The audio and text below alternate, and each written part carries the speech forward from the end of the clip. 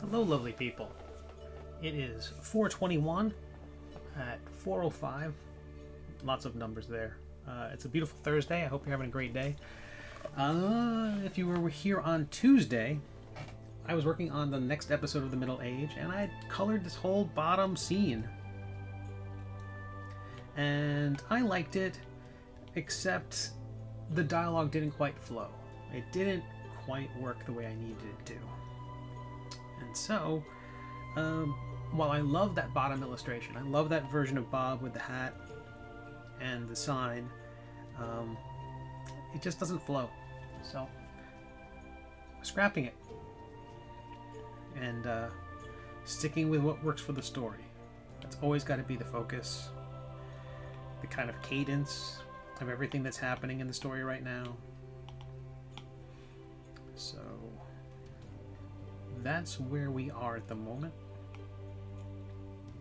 I ended up kind of going back to an initial plan I had at the start of the story. And let me just double check a few things and make sure we are. To activate chat, please enable channels here. Have I not done that?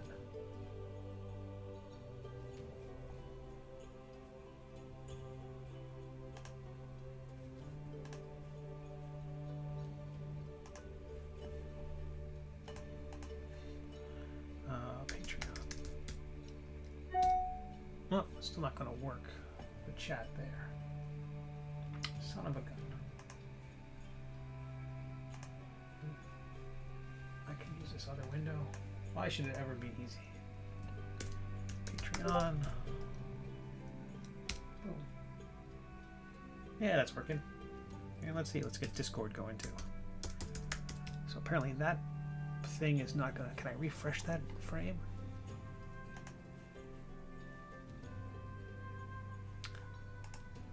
Refresh. Yes, I can.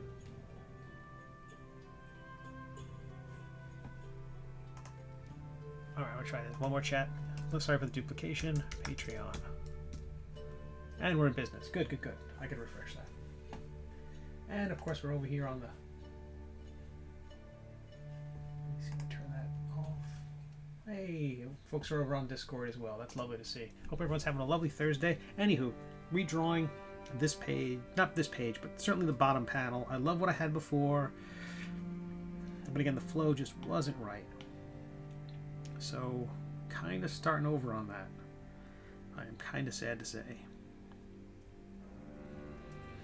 So we're just going to wing it. I haven't done any of the pre-flatting. We're going to go right into it and do it all. We'll do it live.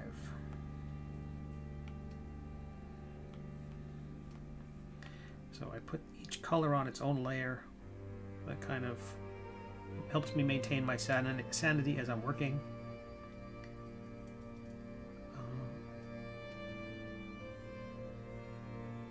I'm working in Procreate on an iPad Pro. It's the program I've been using for a bazillion years.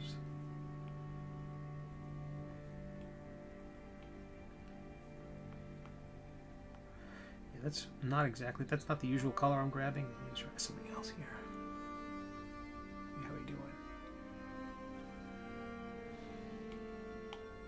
Hell, off the lock. Fill.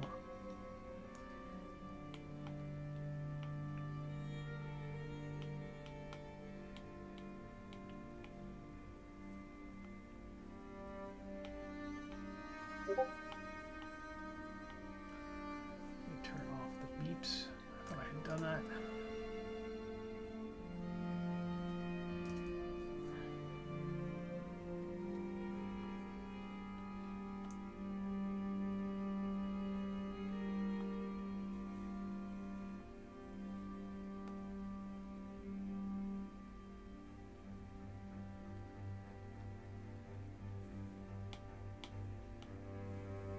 Hey! Do not disturb, Steve. All right, so that's my Discord. It's my discordance. I thought I had hooked up the Twitch interface that would automatically. I know. Cartoonist trying to do technical stuff. I'm really good at technical stuff, except everything new I've been learning in the last year. You point me at a database or CSS or WordPress, and I'm all over it.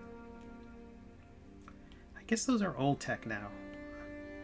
There's already. Hey, Marcus, nice to see you. Quimp, that's me.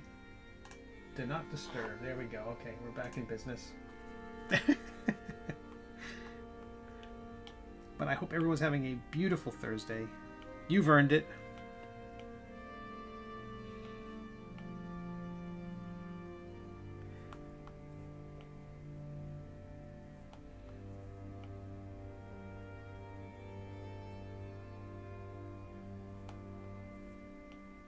So I was just saying a moment ago, I was happy with the artwork that we had on Tuesday. I liked how the bottom panel, the bottom part of this episode was coming together. But narratively, it wasn't flowing. There wasn't like... It was a very stilted connection between what was happening in the top screen and what was happening in the bottom. Like the top two panels kind of flowed in one direction, and then by the time you got to the next one, it was like, oof, not holding together at all. And so I just didn't like it. It felt like a disconnect, and so I scrapped it. I'm going to keep the artwork. I'm going to keep particularly that illustration of Bob, which I really like. I just might make a nice little illustration and send that whenever people send me a nice note, or sign up to become Patreon supporters. I'll just have a nice little thank you with Bob, and maybe use it in different places.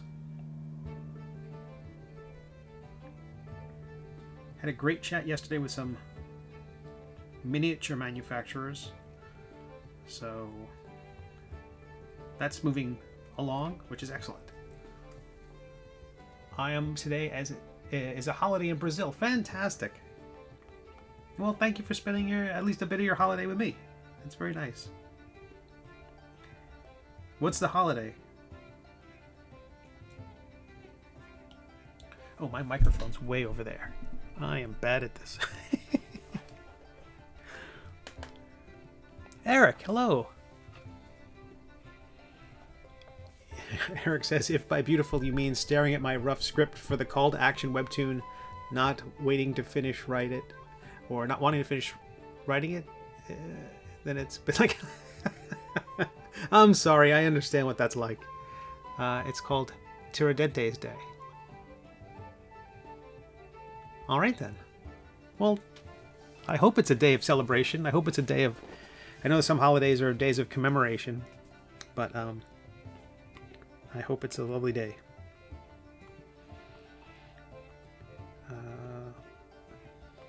So sleeves. So the plan is, I posted over on Discord, because I can do that now, that today we're going to be wrapping up the bottom of this episode, a little bit of the background. We'll put the word balloons in. You're going to see the dialogue, not final, because I'll tweak it to the last second. To the moment I hit publish, I will tweak the dialogue.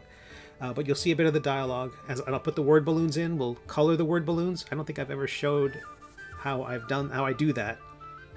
And after that, we're going to work on Bob's hat. That hat of bad ideas. Not that it's Bob's hat. Quimp's hat, Bob's hat, whoever. But well, possession is 9/10 of the law, so it's currently Bob's hat, and so I'm going to 3D model that. Not necessarily to include that in the model into the 3D model, but at least to have as an illustration. So I think that'll be fun. It's got a lot of weird pieces to it, and so that should be a hoot.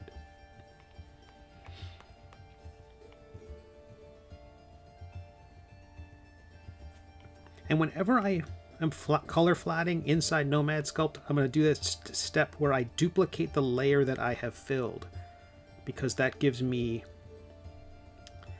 that kind of ensures that there aren't little pockets, little air holes in the color flatting that basically would remain unselected or unfilled as I'm working on it. So I fill that in. Then I duplicate the layer and then flatten them together, merge them together, and that kind of tends to help fill any gaps that I'm not seeing.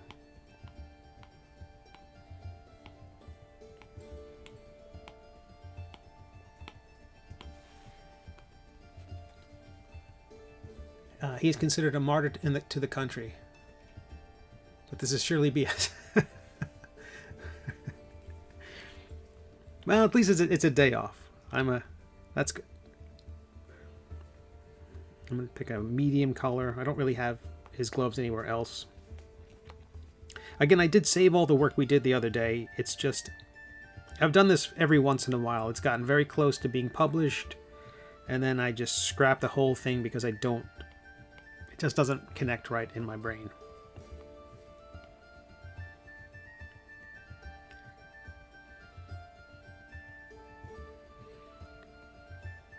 So I'm going to fill these basic shapes in, and then we'll go do the modeling part of it.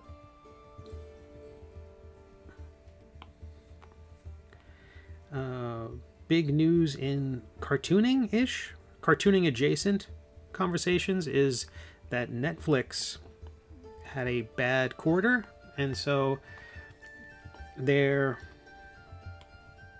taking a beating in the stock market because they're only making $2 billion a month, so naturally that's not good enough. And because of that, they are, not just that, there were other issues apparently. They are shuttering parts of their animation department. The report I saw yesterday said that this was going to affect the Bone animated show. I've not seen Jeff Smith say anything about that on Twitter yet, so I don't know if this is true. I mean, that was just one report. It wasn't like Variety or anything like that. It was some other website. So, unfortunate for people who have stuff in production. That can be a real heartbreak. And I want there to be a million places. I want all these streaming things to succeed. Because the more of them that are out there, the more likely one of them will be desperate enough to turn my comic into something. I can't quite move my camera, but my editor is asleep right over there. I'm sorry, my creative consultant is asleep right over there, and half upside down and very content.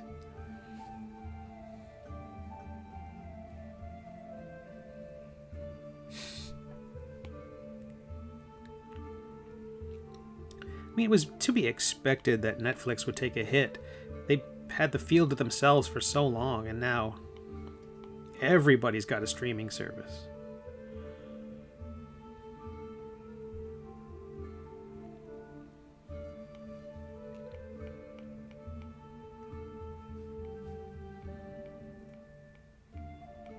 I do like that Amazon Prime, or Amazon's video service, will let you sample different streaming platforms for a little while. You know, a free week or a couple of weeks of BritBox or whatever. But it gives you a sense of how many there are.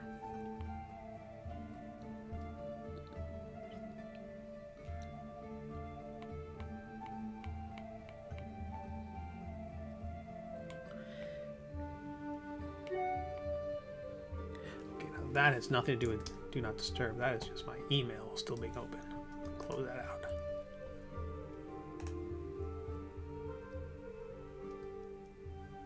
Oh, that's nice. A client sending me a very nice note.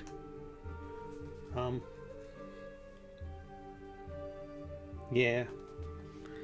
I love these cats.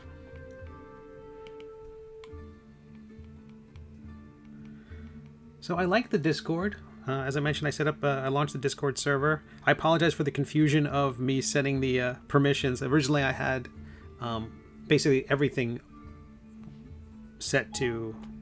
Oh my goodness. All right then. Now Siri was getting in on the act. I always wonder what I said that prompts Siri to wake up. But I had all the permissions set to overkill, and then I set them to draconian, so people couldn't see various threads. So yeah, I'm a doof. So hey LJ, what changes? Oh, I basically scrapped the entire bottom part. The king was standing there with Bob, and they were overlooking the silhouettes of Quimp, Phosphene, and the two baby dragons. The illustration was fine. It just didn't flow. The dialogue didn't flow. What was being said, it was too soon for the tone change that was happening there. There was like, this is all about Quimp has to be right now. His heart, his head, everything's got to be into what's happening with Phosphene right now and what's happening with the two baby dragons. There's armies out there, all the other stuff that happened, but Quimp's got to be in that moment, and there can't be, and I think Quimp needs to have that moment. But this is going to be that chance where there's a simple question that Quimp asks about this curse, and that gives the king an opportunity to kind of start telling some of the story. People thought, the villain was going to start monologuing during the fight, so I didn't really want to do that quite so obviously. So there's this moment where they're together. Quimp is kind of distracted, and while he's distracted and while he's focused on that, the king is going to reveal some of the stuff that's happening. And over the next few episodes, flashbacks and other things will fill in a lot of the blanks and connect a lot of the dots. So it was too early for that other moment though, and it didn't give me the spacing, and it didn't quite work. So there is a flashback panel here. Again, we're all going to see this during this. So if you're concerned about spoilers, avert your eyes. And the flashbacks I have in the story have tended to be vignetted. There's no panel borders around them. Hey, David. Hey Dave, how are you? So the flashbacks don't have panel borders around them. They tend to vignette out like this, and they tend to have a color glow of one way or the other. So I'm hoping people like it's tough to squeeze in the exposition without exposing it as such, as the Sondheim song goes.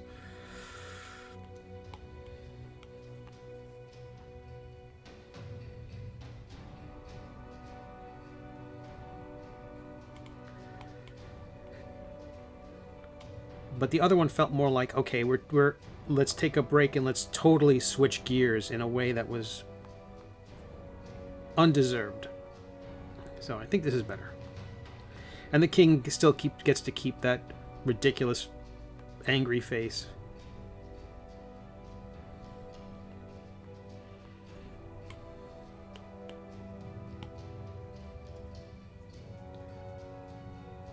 So the Netflix news was weird.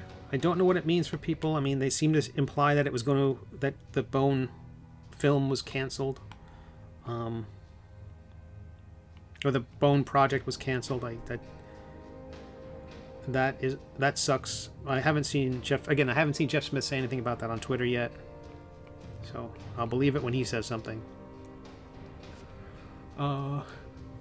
DEG says I'm on mobile mode. I can't see anything anyway. Just here for the chat. Oh, that's nice.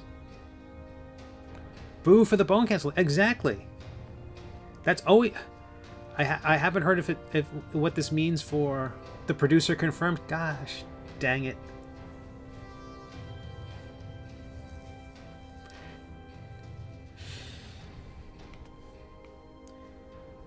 Bah. That's so annoying. Hey, our business is in trouble. What should we do? Hey, but why don't we cancel that incredibly popular thing that all the kids love?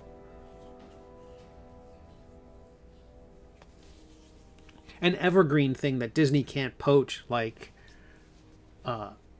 all the Marvel Knight stuff, all that Daredevil, and all those other things that Disney ended up getting. I don't know. Maybe I don't know if Disney purchased them from Netflix or if there was eventually the rights went back to them.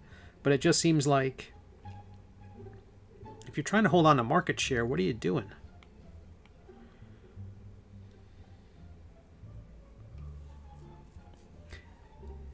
Instead of doing the bone animated thing, what if we give Ryan Reynolds 500 more films? I like Ryan Reynolds, but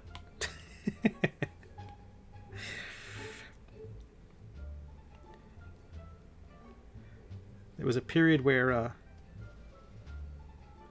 Michael Caine was in everything, and Tim Robbins was in everything at one point. Yeah, it's totally, David. Yeah. It's so freaking frustrating. If dragon cats become a thing, my kid... I'm trying. My 2 cats have worked their butts off to... They want more screen time. I think that's why they're always cuddling me.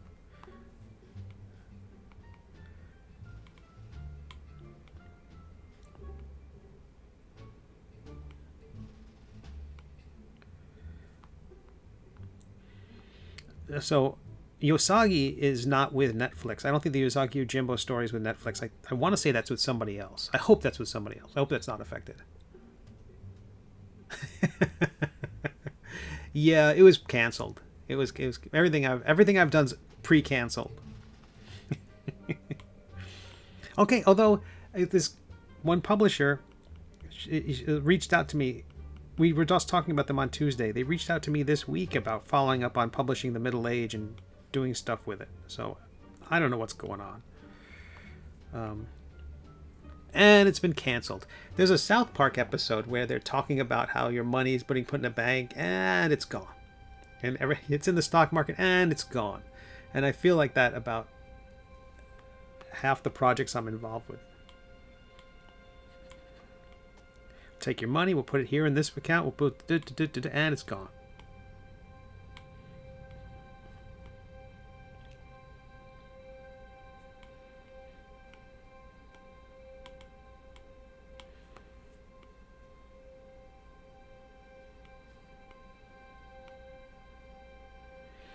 So,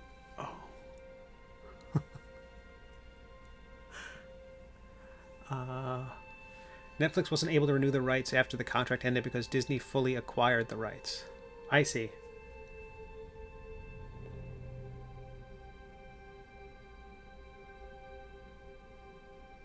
LJ asks, why do they cancel stuff people like?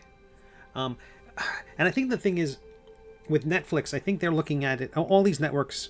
I used to do some freelancing for the of all things, like GTE, their telecommunications services division, which is the division.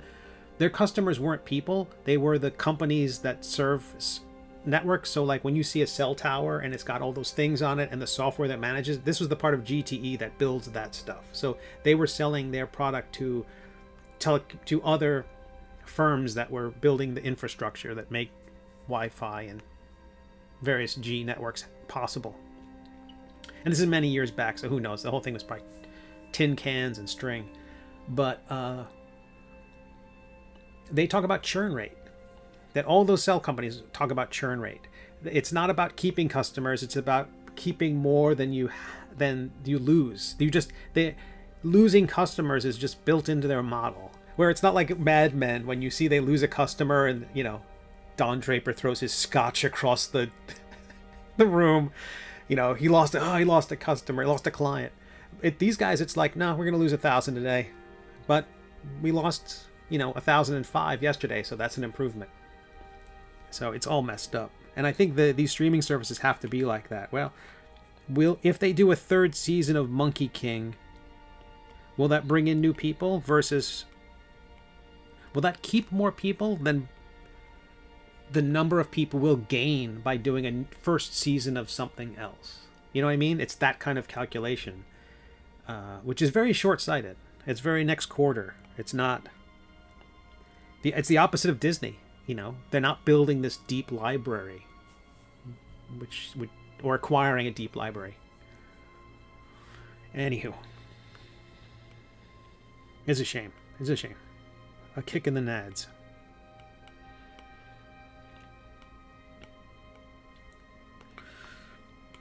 So I'm going to put in another pass of shadow, another pass of highlights, a little bit of red in the nose and ears, and then we'll call it a face.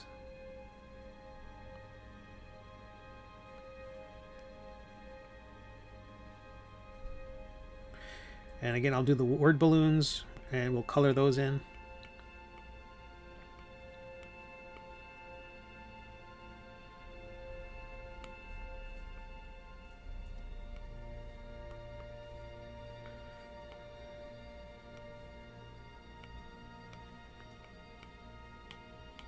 But I don't think I've done any station ID this stream. My name is Steve.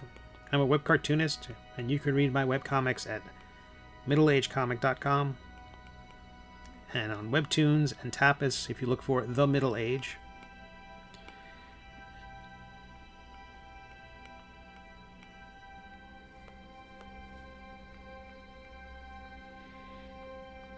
And I have a Patreon if you're into that sort of thing.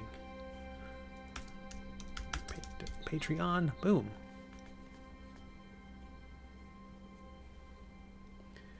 LJ says, I don't watch TV, most movies, and radio for good reason.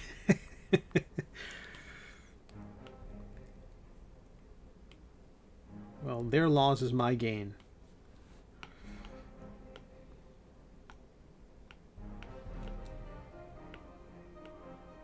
Take that, Paramount Plus.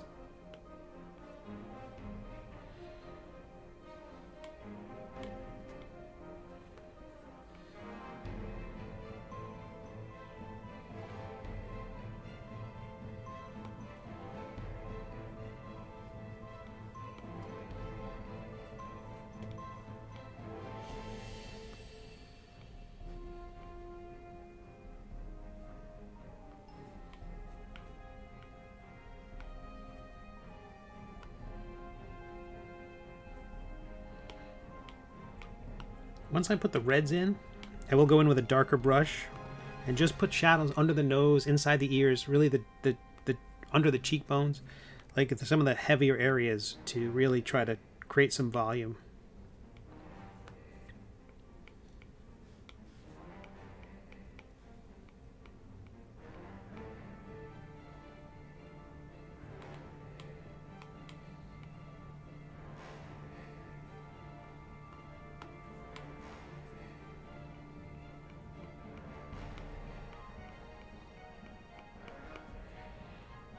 But I thought the last stream went really well. We ended up having like 10 people on at the end, and we streamed, we rated some people playing D&D. Or they were painting miniatures at the time that were related to their D&D campaign. That was fun to do. I'm glad that worked out. So if you're watching this on YouTube, come on over to Twitch. So we can, at the end of the stream, we go visit another Twitch stream, and we see what they're up to, and it's wonderful. It's an amazing community thing that Twitch can do.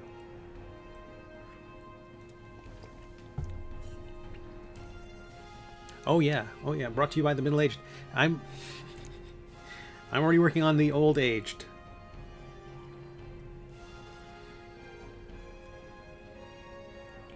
That was an unintended consequence of this comic, which you could say David Mouseguard Peterson, you know,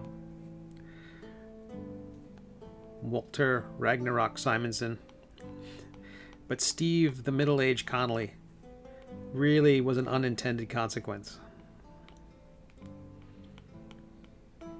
It's not as good as there's a comics journalist named Rich Johnson, journalist air quotes, it's cartoonist Rich Johnson. I've known this person for years. They run a website which is controversial at best. I think it gets some news out sometimes. They're very kind to me.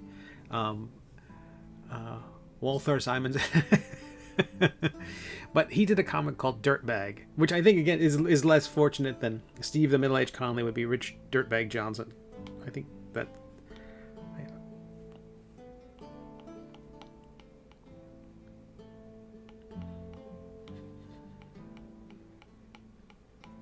I think that's unfortunate.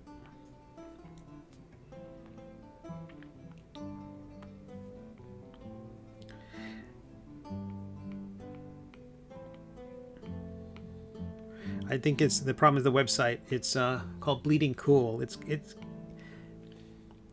has some decent columns and some decent articles from time to time. It tends to be on top. It's much more muckraking and less respectful of the companies, which is good. You need that out there. But then it also has kind of a TMZ quality, and I think that's where it kind of falls apart. Very BuzzFeed sensationalist and kind of, poking people, poking bears. Tadisha, one of us, yes. Join us on Twitch, won't you? If you go to twitch.tv/Steve Conley, that's where you can find me. And at some point, I think we'll be an affiliate again. Okay, I think that's good. I'm going to put a little bit of eyeliner on this guy, and I'll do the eyes as well.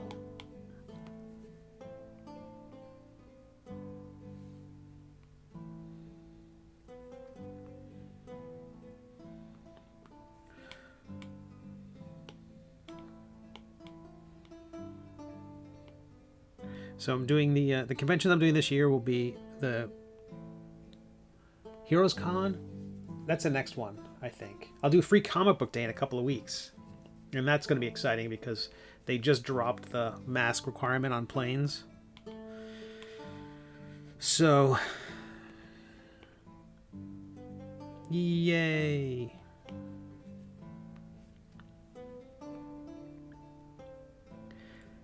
I would like the mask requirement regardless of any any pandemic.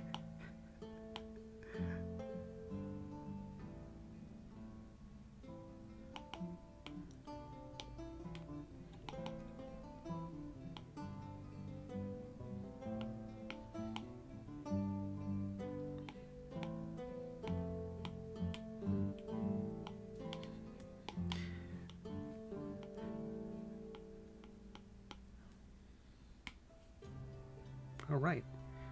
I think that face is done. I'm calling that done, everybody. Okay.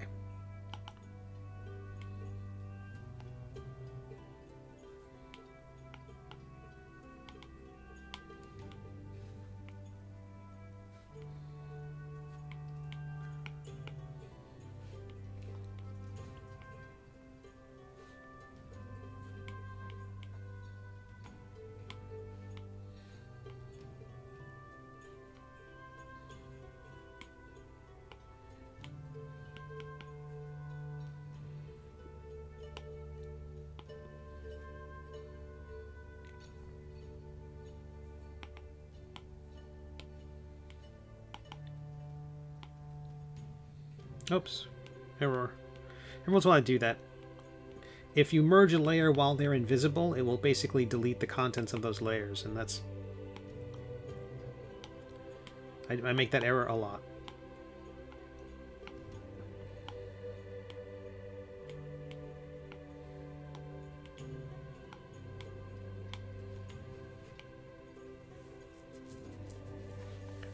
Can't you wear one anyway? Yeah, I can. I mean, but again, it's the idea is that it will protect me 20% and protect the people around me 70%. So it's kind of it's a very generous. It's a neighborly thing to do. It's thoughtful about the people around you, and so I would do it for that reason. I mean, it would, again, 20% is a +4 mask of protection, but it's just a closed space. And just general shoulder-to-shoulder discomfort after the pandemic for me. That's what it comes down to. It's going to be, hey, this is a stranger, and I'm basically going to be, we might as well be sharing a snorkel at this distance. Yeah, David. What David says. Right, right. That's yeah, and I think my 20% number was like a cloth mask.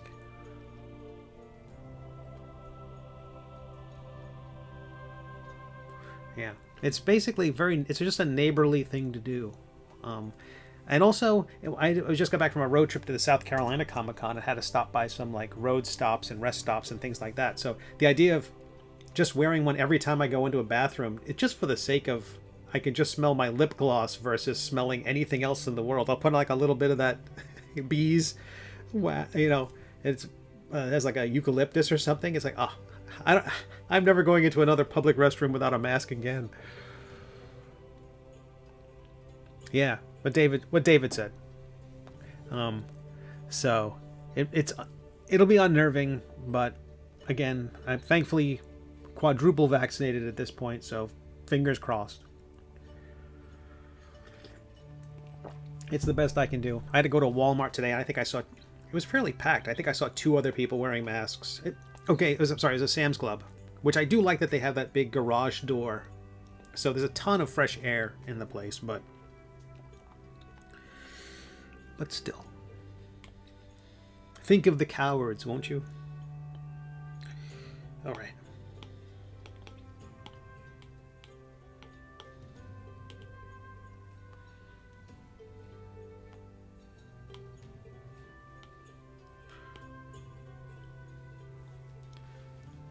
And what David's saying is exactly right. Just the whole idea of, you know, there's probably a correlation between people not wearing masks and not wearing protection in general.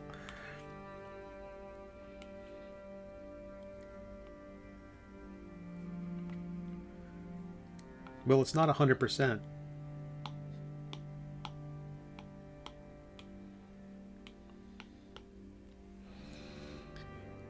I'm starting to consider driving to Heroes once the mask mandate.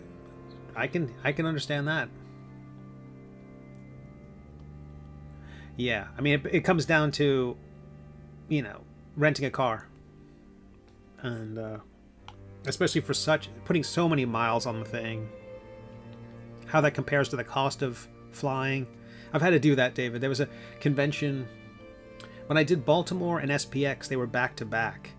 And SPX ends on a Sunday, and Baltimore was going to start on a Thursday. So I just had to have 4 days in the Maryland, D.C. area, and renting a car for the week for 10 days or whatever just made way more sense than the flying and all the other things. I also like to drive to events whenever possible. You just get to bring more stuff. That last South Carolina Comic-Con, I'm glad I drove, because I had kind of... I mentioned this before, they're not unsellable. They were just copies of the books that I had received, which were less than perfect. Irregulars, essentially. The varnish on the cover was a little mottled, in a way that I wouldn't want to send it to my Kickstarter supporters. Again, I really want... When those Kickstarter supporters open the box, I want them to have a perfect book. Some of these had some real issues with the varnish on the cover, and so I didn't want to send them. And so I'll give them away to charity or like Goodwill. Whenever I take a box of stuff over to Goodwill, I'll throw in, man, there's some red in that gray. I gotta fix that. I gotta do that over. I want these colors to be specifically the King's colors to be completely gray, no color whatsoever.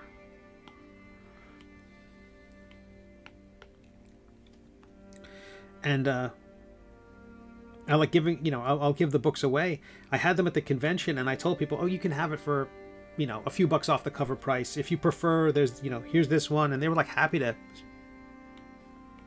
save $10 and get a slightly, roughed up copy, or something that has like a little ding in it or a corner's bent.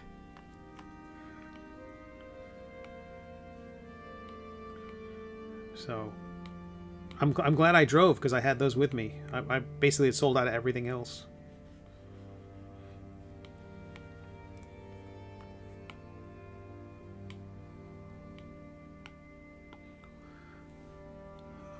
Really damaged copies I leave at bus stops. Is that true? That's lovely.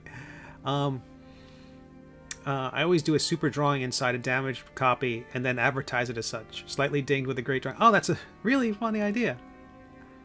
That's so great. There were... it's hard to believe I'm in Florida, but there were inside coffee shops, like at the nearby Starbucks. There was a bookshelf where people were invited to donate books and drop them off, and so other people could have them. And I would always drop off copies of my books in that. Like every once in a while, I go in there and it was gone, so I'd replace it or thrown out. I presumably thrown out. They're very absorbent, my books. So there was probably a spill, and someone just chucked that on top of it.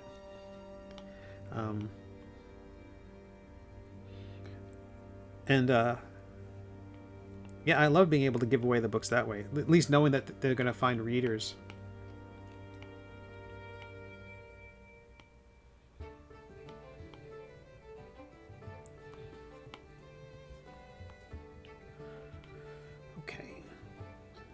Duplicate that, merge the layers, select, invert, clear, delete.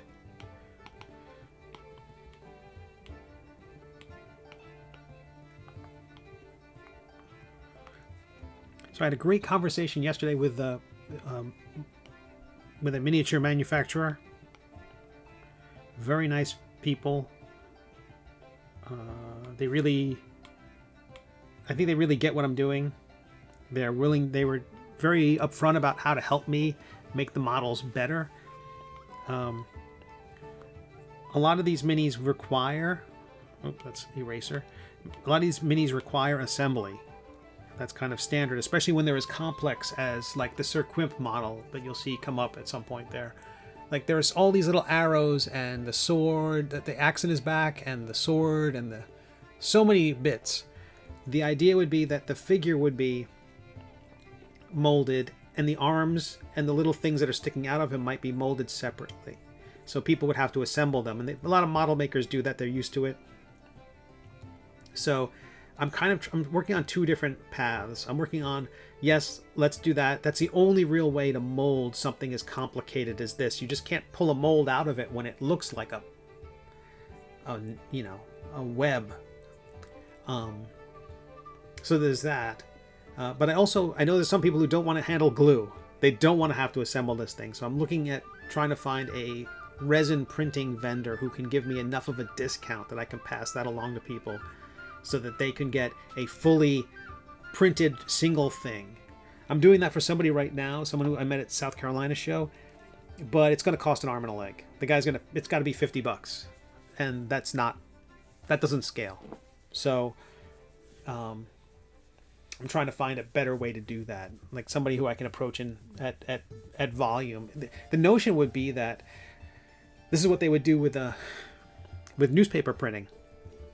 The idea was that the plant has these printers. I'm sorry, these huge offset printing presses, and if those offset printing presses ever stop rolling, then that company's losing money. So the idea is during the off hours they would print cheaper things, less priority things.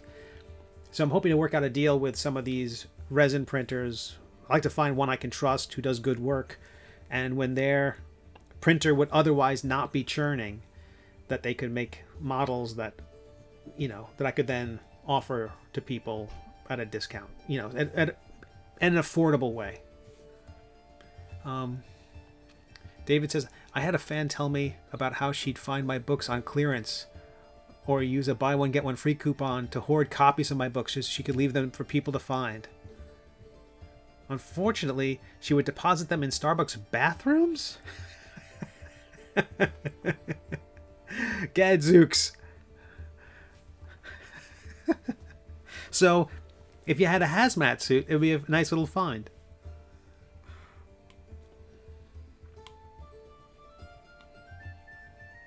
That's a lovely gesture by somebody, but Gadzooks.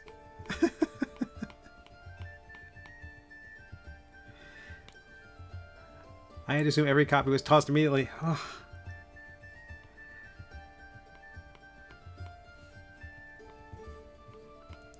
It's so nice, though. It is so nice that somebody thought they were thinking to do that.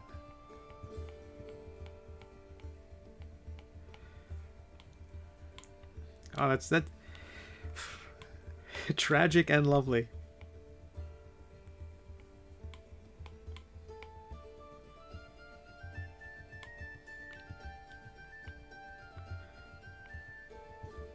Yeah, every once in a while I would find some of my books for sale somewhere, like at a buy one get one place, and I'm like, I always snap them up, like some of the out of print Star Trek things, and I love finding that stuff. That's like free money.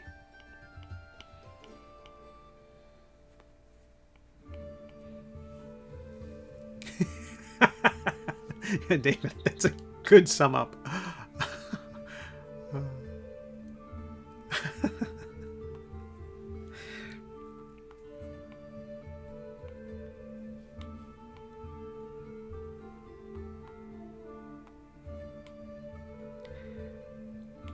But I will say, of all the bathrooms to leave it in, the Starbucks bathroom might be the best.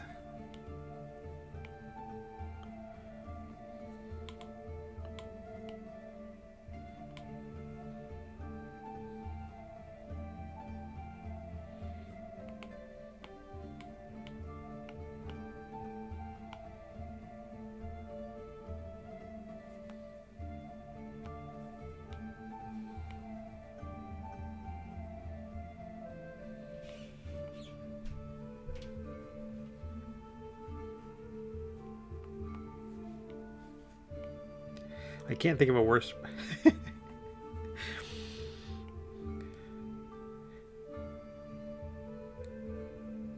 I know I used to buy extra copies of Mouse Guard, and like if they were on sale or something like that. And whenever I was in New York, I would go to the peep shows and just leave them in the booths. I thought, you know, that'd be the best place to leave those. That would be like... I can't think of a worse environment than leaving it in a Starbucks bathroom.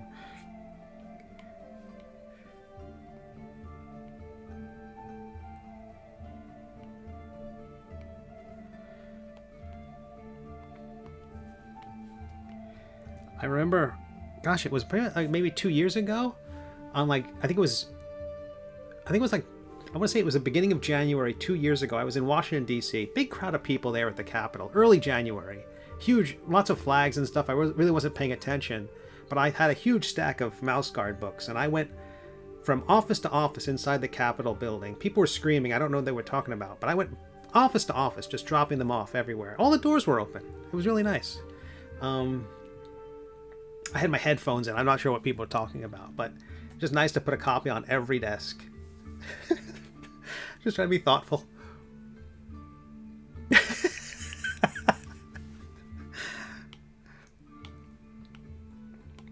Every time I saw peep shows in New York, and I say that whenever I saw peep shows, I saw the sign for peep shows. In my head, I just imagined little marshmallow peeps on this. Just. It made me laugh every time. So whenever you see peep shows, know that's what it is. Little marshmallow peeps on a stage, dancing around.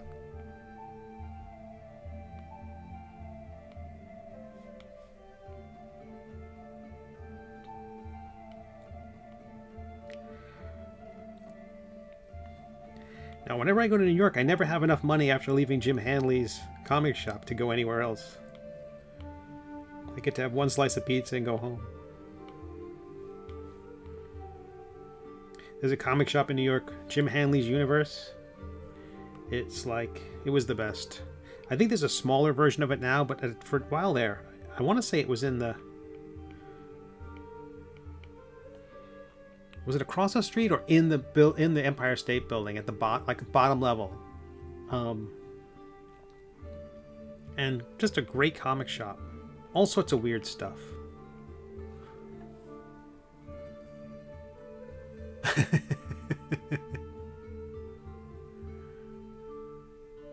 Oh yeah, I love absolutely Mitchell and Webb. What's their Mitchell and Webb look? They're well, they have the famous one about "Are we the baddies?" That skit of yeah, their sketch show is fantastic. Peep Show's good too.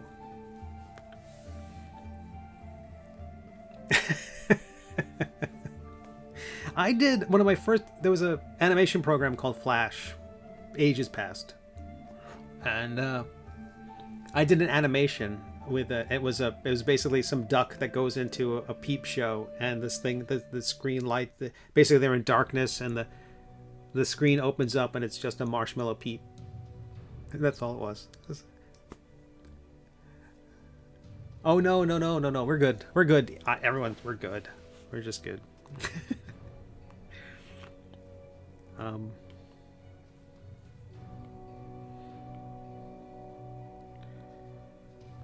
But I did share that black and white cookie recipe on Discord, so I recommend it highly. I think the only weird ingredient is buttermilk.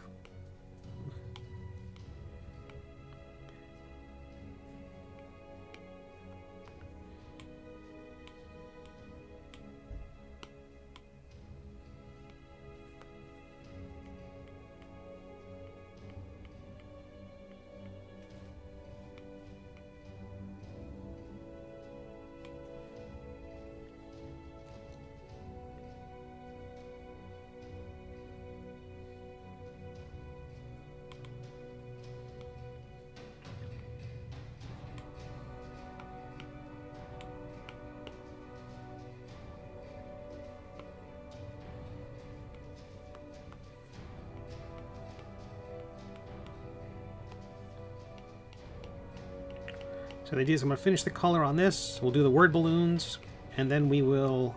I'm going to do some 3D modeling of that ridiculous hat that Bob is currently wearing. That the hat of bad idea. Sorry, the hat of bad deals.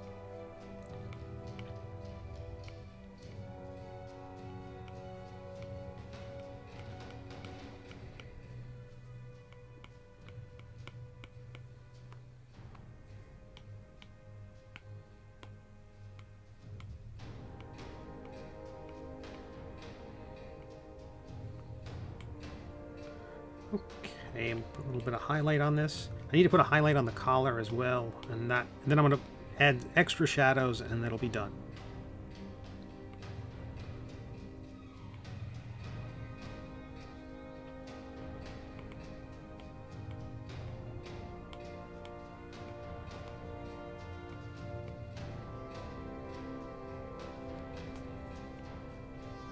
Yeah, but I was super bummed about the Netflix thing. That yeah, I hope. I don't know. I hope there's some positive thing can come out of it.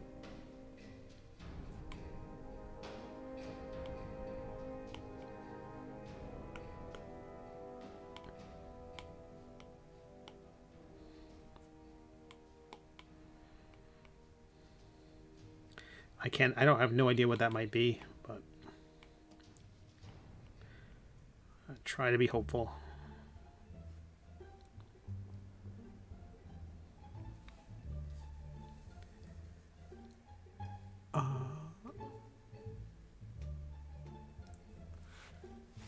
What albino exposed?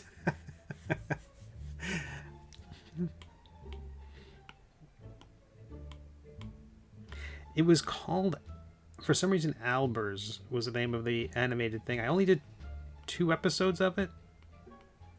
It was basically called There But For the Grace of God Goes Albers.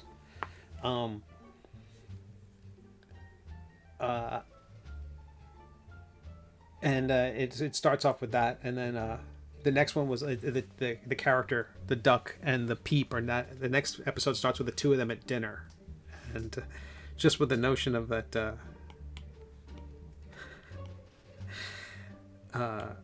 Albers wanted to change the person, like they're on a date and he just wants to change her. I find that kind of insanity funny.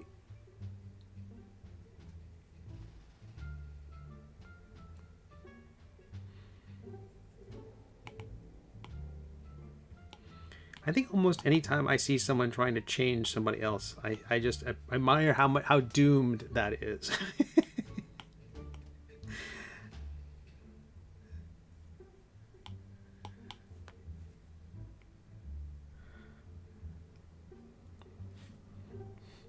I like you. Could you be different? Or what? I don't know what that means. I like you, not you, but you. Okay, I think that's done. I'm gonna merge the colors of the king together, and use that as a selection to drop in some extra shadows here. So these colors, I'm gonna select these together, hit the group layer, just to have some kind of organization. I had to look at a piece from, I don't know, a year ago, 2 years ago, and I didn't label anything. I don't know what I was thinking. And it was a particularly complex piece because I was hitting the layer maximums of Procreate, which meant it was awful. It was like I had to build an episode in multiple pieces in multiple documents because I simply couldn't fit them all into one document. There was too many layers.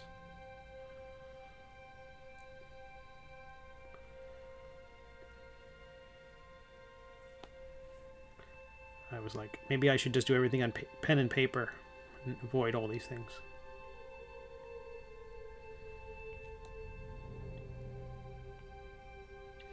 Have to put a little bit of decoration on that cuff. I shan't forget that.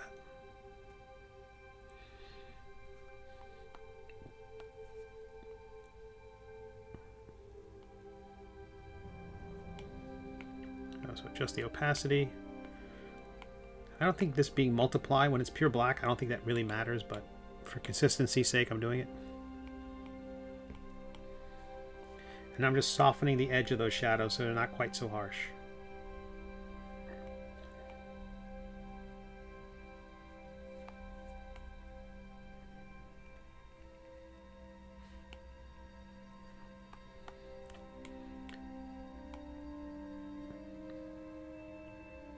Take a light gray and just on a screen layer, just put a few highlights in a few places.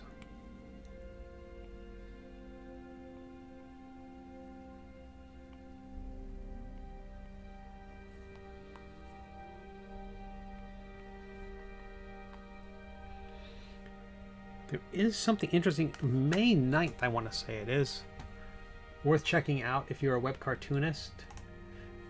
It is May 9th. They're going to call it Talk About Webcomic Day. There is a podcast. What are they called? Let me check that out. One moment. Let me put this on full screen. You'll see just my gigantic noggin. Gah! So much Steve. That's too much Steve, frankly. It's called Screen Tones is the name of the podcast. And they have on May 9th, if you check them out on Twitter, they're doing a hashtag event. Hopefully as a way to promote webcomics.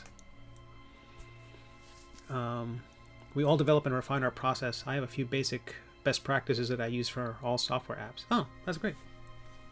That's what LJ says on the Twitch. Yeah, and that's Kevin MacLeod. Yep, I figured. Where are we? All right. Okay, so I think he's done. I feel good about the shadows there. I feel good about that. I'm going to grab a background from a previous episode and use that in the background of this panel. I think I've got one I like somewhere. Maybe. I'm just trying to save a step at all if I can.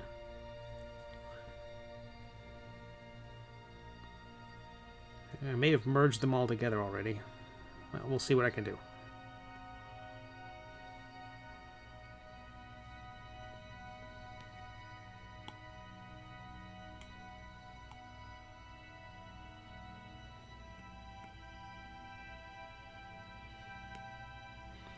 Alright, let's turn these off. I'm going to turn my grid on so I can see...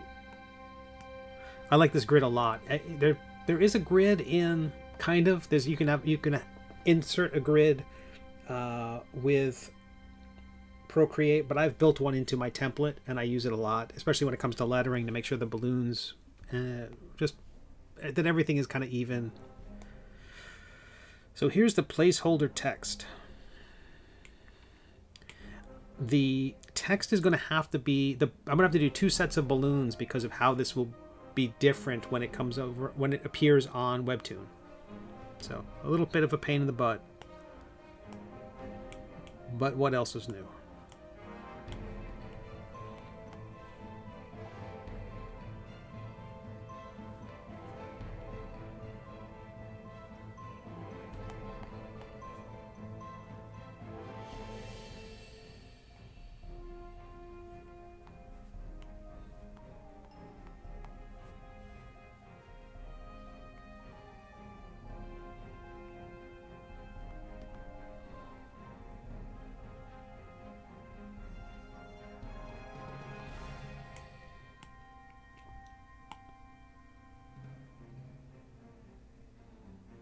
So for a lot of this, like I like having the lettering in place because it lets me know where I can fit my drawing in.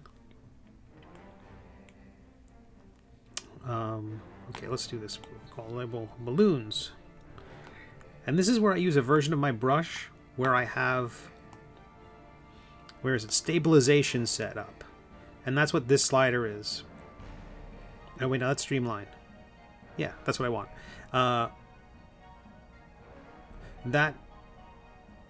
That creates a smoother line when I'm drawing.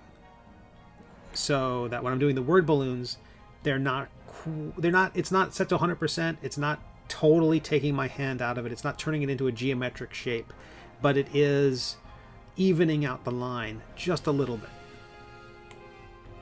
And that tends to make the balloons a bit smoother and makes me happier with them.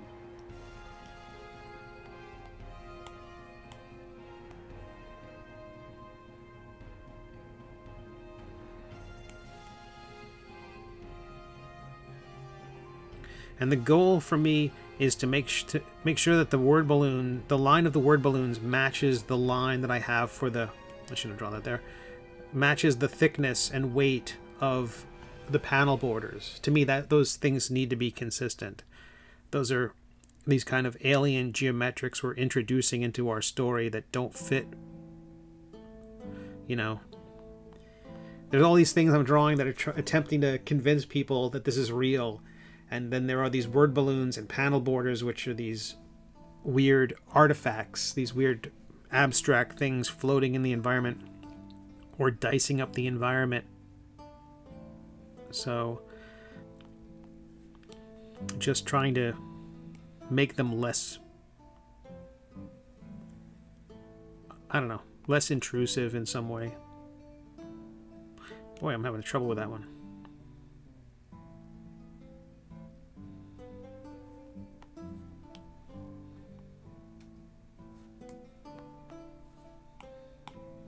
And I like having the word balloons on their own layer because then later on I can, oops, turn on the magnetics.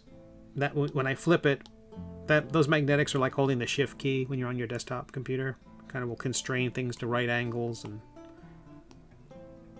things like that.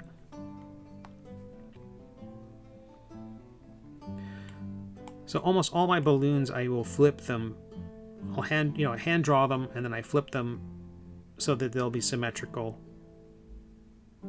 and clean them up a little bit. I don't mind there being some wobble in the balloons. I kind of prefer that. The perfect balloon for me would be near perfect.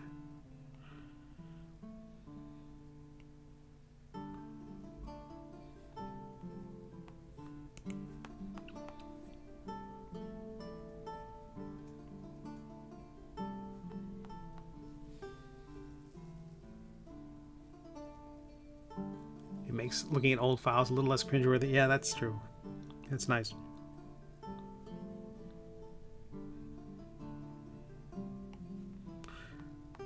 I've kind of gotten immune to it now. I've kind of gotten immune to looking at my old work. I don't find it as awful.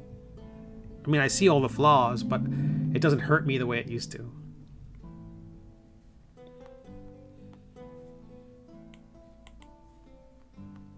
Man, I don't like that one at all. I'm redoing that balloon entirely.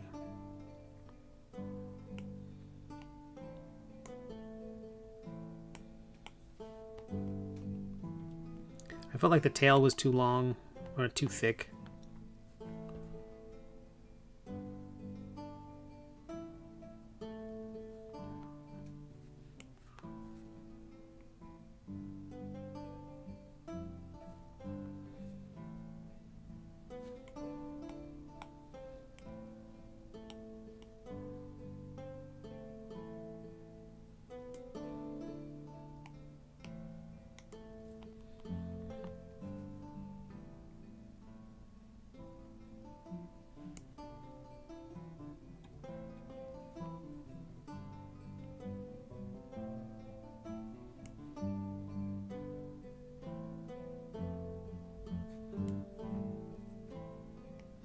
And there's some unevenness to the line. I think the color, when I add color later on, that tends to mitigate that a bit.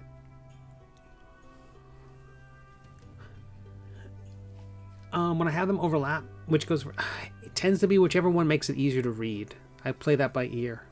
If there's a flow, I try to make it so that the flow is clearer. In this case, because it's the same person talking in both of these balloons, when it overlaps, it'll probably overlap like that. I think. I just think these letters need more room.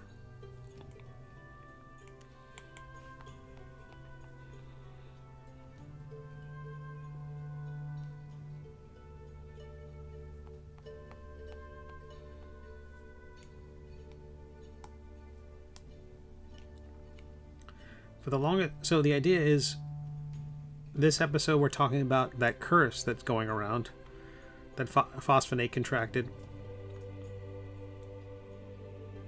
This is too flat. I'm gonna redo this balloon.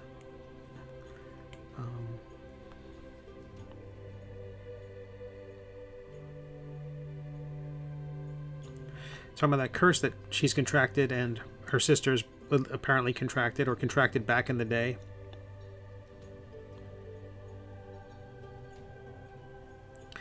And giving it a name. For a while in my notes I was calling it Crimson, the Crimson. In the end I went with the Red just because it was fewer characters. It would fit in more places. It's just a side effect of just trying to squeeze in more stuff.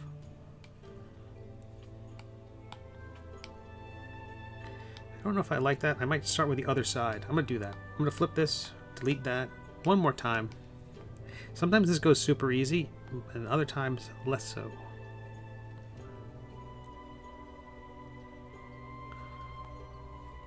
And I kind of hate that, but yeah, I hate that. Not just because it's got a tangent with his eyebrow, but the line was kind of swooping upward.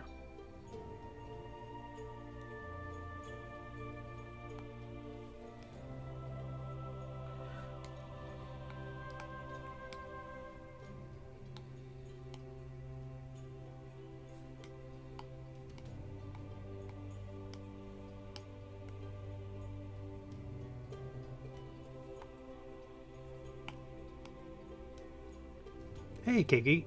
How are ya? Just putting in some balloons.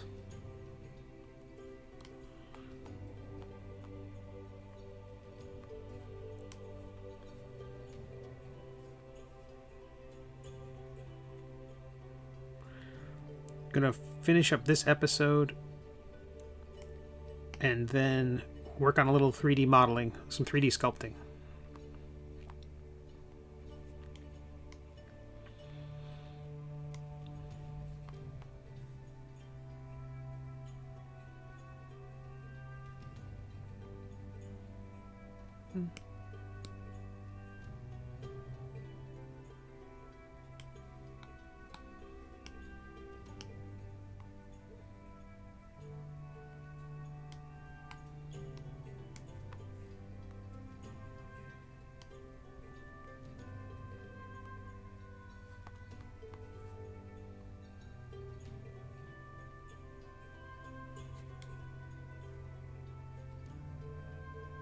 Come on, merge together. There we go.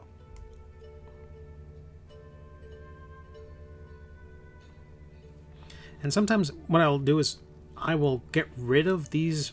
Let me go up here to the borders layer, go above that, and I will sometimes opacity on, big old brush, and I will get rid of the panel border, and that kind of gives it a little more air to breathe. I won't do that in every situation, because sometimes I'm relaying these out in a different way. Like when it appears on GoComics, usually I'm putting these horizontally next to each other, and so I have to be just aware of how these things will align with each other, how they'll be juxtaposed next to one another. So I'll put this in just to see if I do like it. It's very sloppy, but I'll clean it up later. Oops. Yeah, I think in the end that could make the balloons feel airier, a little roomier. I think it's a real problem in comics, and that word balloons sometimes feel packed. It was just ordering coasters, which, by the way, I can't get through the link you post on Discord. You can get, but not if I search for them in your shop. Curious. I wonder if it's a caching issue. So fortunately, this page is almost done. There's a flashback in the bottom right corner, which is a panel we've seen before. So all I've done is vignetted the edges and given it kind of a glow. I've done that with a lot of the flashback scenes. I just take the whole thing and lighten it with a layer of orange on top of it that sit the screen. All the flashbacks that way. I almost had, there's this thing in comics, every once in a while there's a tiny head that you have, so you have a caption box and a tiny head. The first time I ever saw someone do that, I want to say it was like John Byrne. It's effective, but I haven't done that in the story, and I almost did that here, but it felt weird to introduce that kind of thing 280 episodes into a story. It's like, I don't know. There's nothing wrong with doing it, but it felt like introducing it now seemed like, for people who are unfamiliar with that kind of thing, the idea of a floating head telling a story might be weird. Let me check my shop and see what's going on with that. It might be because it's a different category. That could be it. I have things organized by... It should be in the middle-aged category as an addition to products. Yeah. I've probably not tagged it correctly. Oh, WooCommerce. It's always something.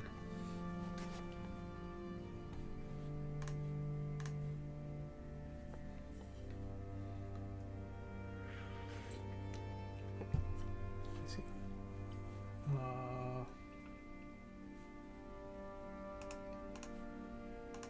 Well, for those who don't know, I'm Steve Conley. I'm a web cartoonist and have been for a god-awfully long time.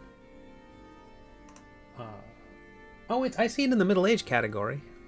It is in that one. Okay. Gotcha. Okay. No, you're good. You're good. But you're right. I probably need another category called, like, other stuff. Because I've got, like, postcards, prints, miscellanea, a catch-all, junk drawer. I don't know. Barkeep paraphernalia.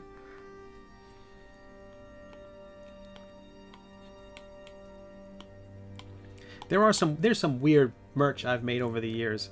My first comic was called Astounding Space Thrills, and I made watches. They're basically vinyl bands, nice timepieces, but the face of the timepiece had a white background, a disc, and I think that on that disc was the logo of Argosy Smith, which is kind of a cool logo. He's, if I do say so myself, I'm very self-deprecating most of the time, but that logo, best one I ever came up with, and it's a like an atomic symbol with like lightning coming out of it, and on the face of the watch. And I still have them. I still have like a bunch of them. The batteries are all, I need to replace them, but there'll be a Kickstarter at some point, and I'll dredge those up. Nope. Just use brush smooth. Bring the size down. Oh, hello. That's gigantic.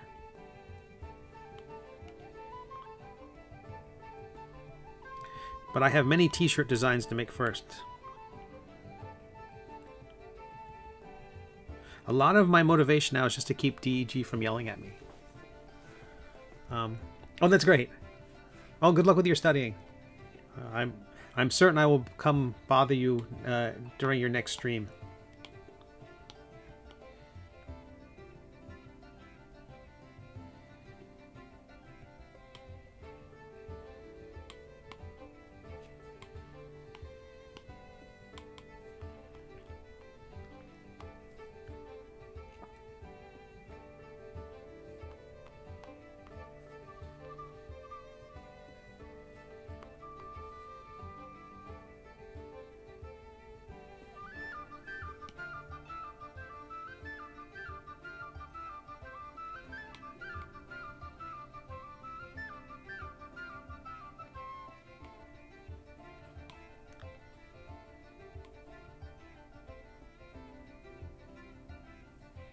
How we doing? Some people on Twitch, some people on the YouTube. Hope everyone's having a lovely Thursday. I'm currently just dropping in the balloon lines. Then I'm going to fill them in. And we'll call this comic strip done. This is a little uncomfortable, that spacing there.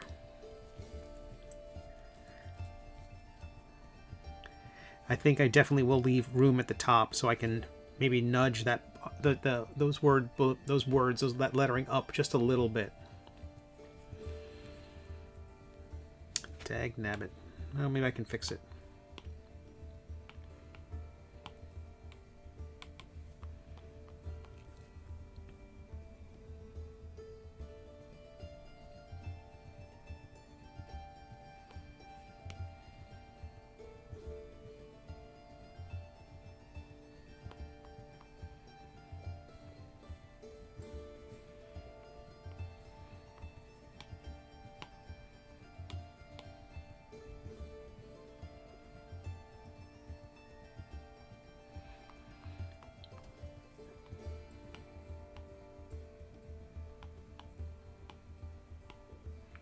I have these on their own layer, the word balloons, for a couple of reasons. But one of them is it will let me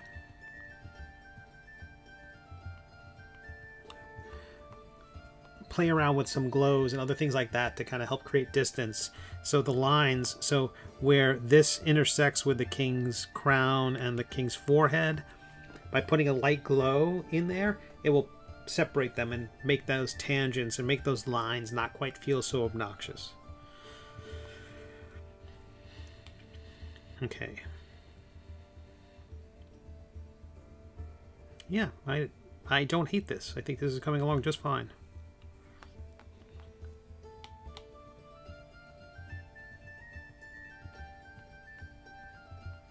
Just thinning that out just a little bit. Okay, I can put in the color now. I don't know if I have the king as a separate color on the bottom here yet. No, I don't.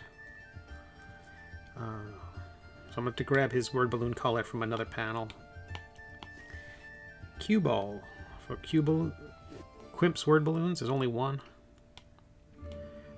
I'll turn off the grid. And the blue guides I drew, those kind of sketched in lines. 100% opacity.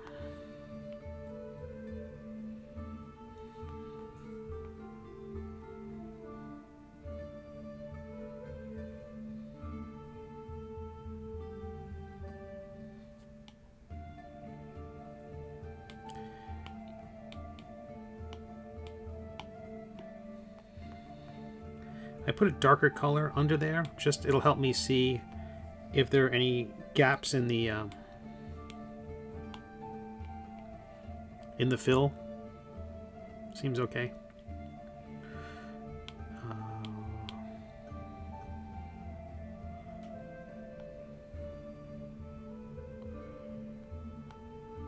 was grabbing that purple from the king's word balloon.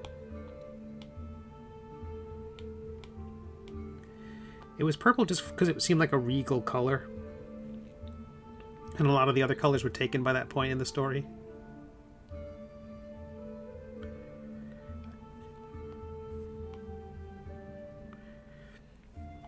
I sometimes have the word balloon colors change. I mean, the word balloon colors are often different for each character, or the dragons have a certain color and a certain font. And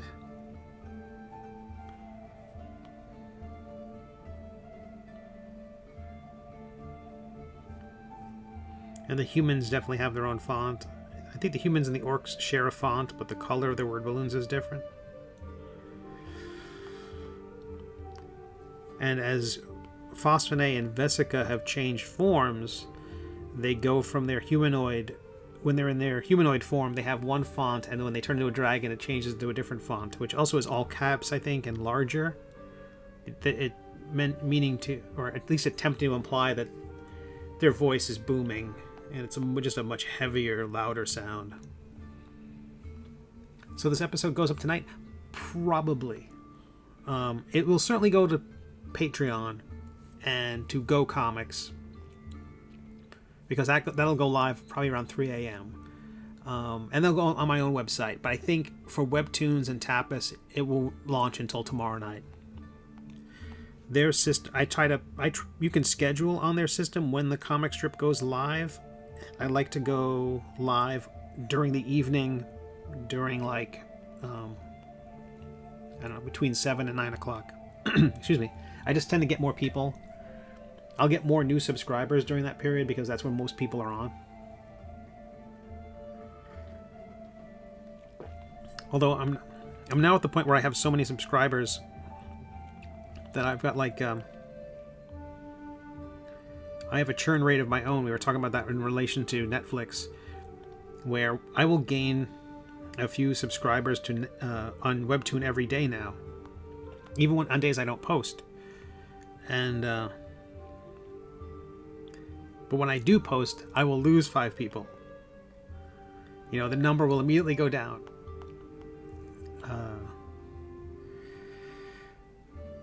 So I don't take it personally. So I'm gonna leave that up. I'm gonna make sure that panel 3, I'm gonna just the vignetting. It was kind of like very specific to the pixel. I'm gonna go in there and make sure that I fill in all these gaps.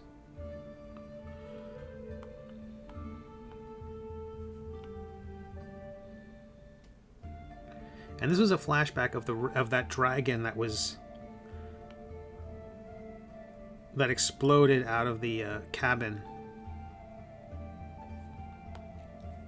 around episode 201. I think it was 201. Okay, so I can delete that layer. We got those colors. Get rid of the background.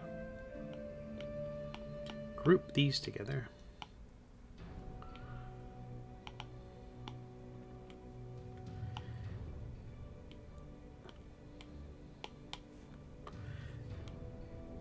And inside the word balloons, I just paint in. I make the center of the word balloon a white color, so it's sort of framed by that color of the specific color to the person speaking. But I would suspect this will go live, LJ. I'm going to review the script one last time. Make sure I'm happy with what's being said and the order it's being said. I think this dialogue could be a bit more artful. Sometimes the dialogue is saying something this is what needs to be said. I have to convey this information, but am I doing that in the best way? Is it musical in any way? Is there a clever turn of phrase, a better way to say the thing? A more fun way to say the thing? Any way to reveal more of the character of the person saying it?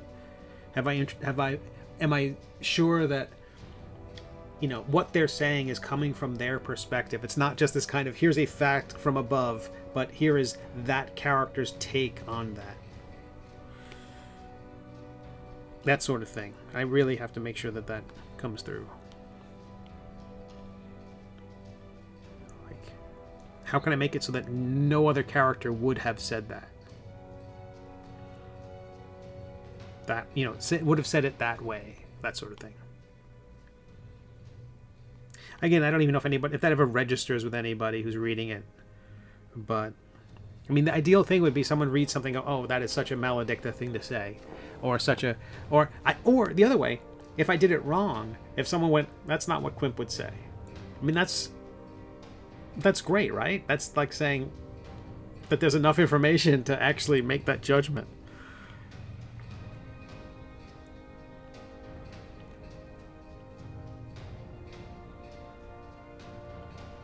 Talked about George Perez a few weeks back, and how I noticed that he was like the first guy who was drawing the faces of the Avengers in very distinct ways. Like one character had a nose. Thor had a specific nose, and I remember the first time I was drawing my comics when I was like, oh no, I gave that character the wrong nose. I was like, oh, I'm getting the hang of this. I'm like, oh, I'm giving them their own personalities and their own physicalities. It's not just the standard He-Man action figure approach where every character is molded from the same 3 molds.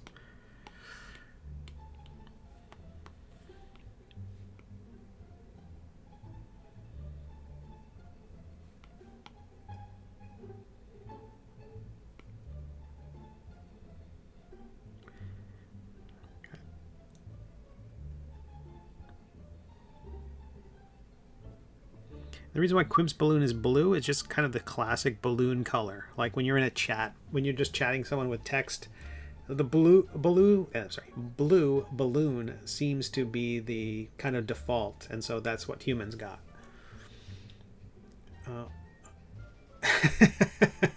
DG says, I'm on a PC now and I can see everything.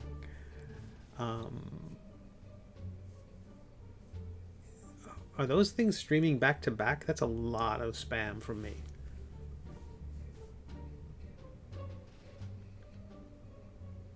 There was no way there was 42 minutes between those two things. It's doubling up somewhere. Son of a gun. This is why we can't have nice things. How do I turn that off? Bot. Reply commands.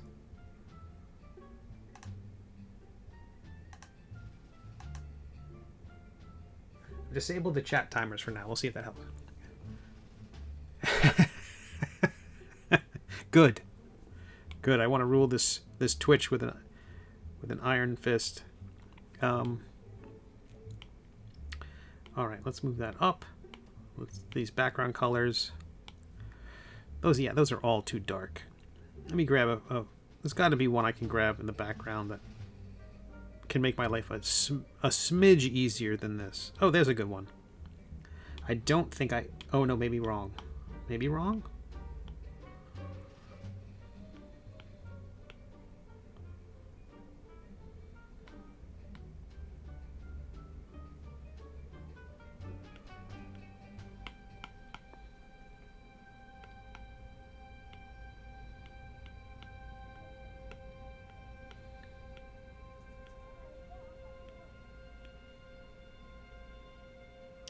Oh, that's just a plain old background.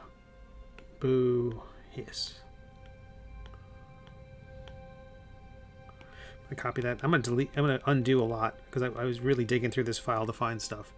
I'm not sure if this is going to be any better than what I already have back there, but I just don't want to spend any more time on this than I absolutely have to after spending so many days on it.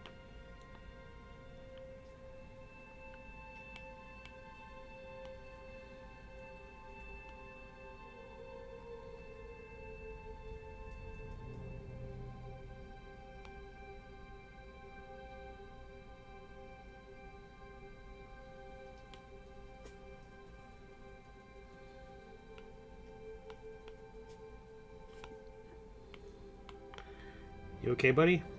My cat is,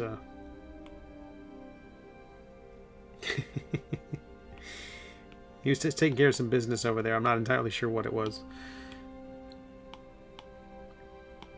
Okay. Paste again.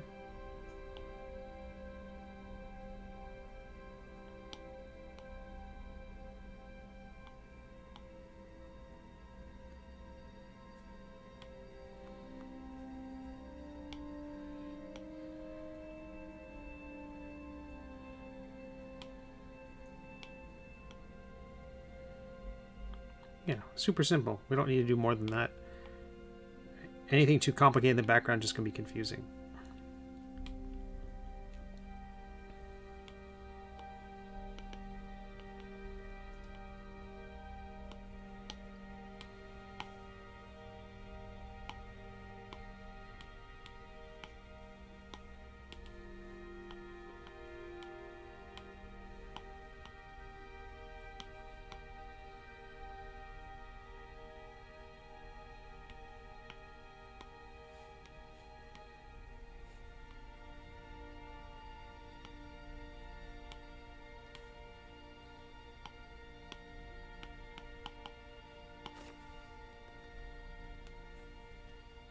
Not loons, balloons. So on a, this is what we were talking about before. On a layer above, that brush is too big.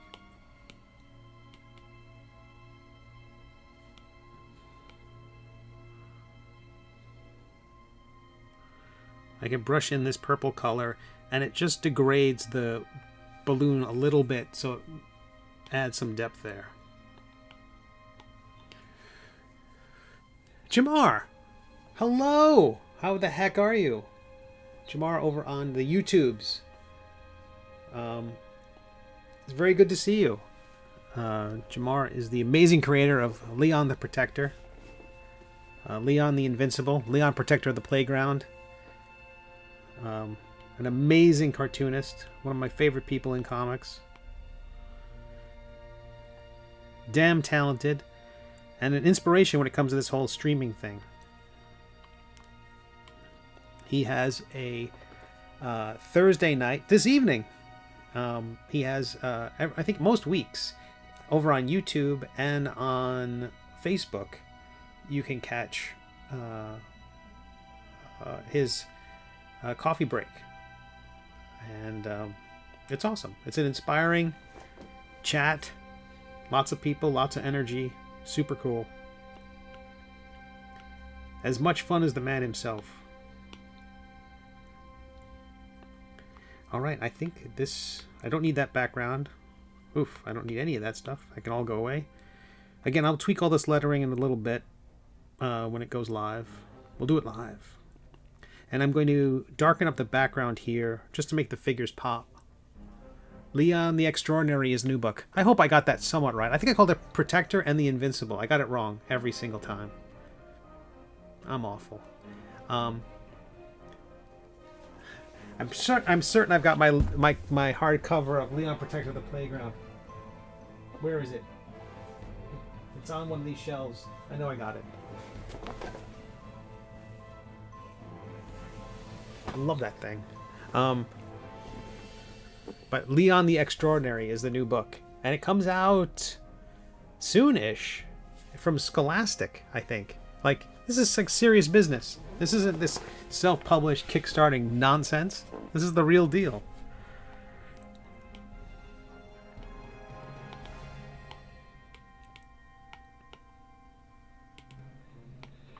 But I am just working on the next episode.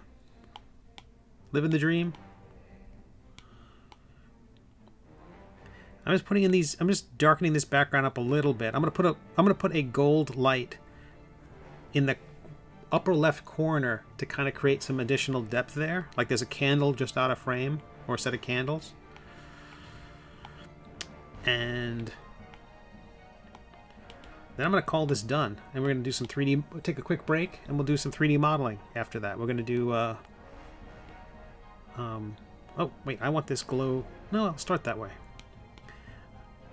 I just wanted to knock out the background a little bit, but then I'm going to put a glow between the king layer and the balloons. So like on this layer here.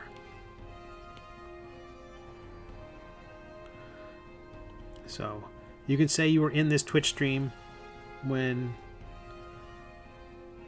you heard talk of, when you see that Leon Macy's Day Parade balloon go by, you're going to be like, I know that guy. Scholastic Graphics. Thanks, Marcos. Marcos is on it.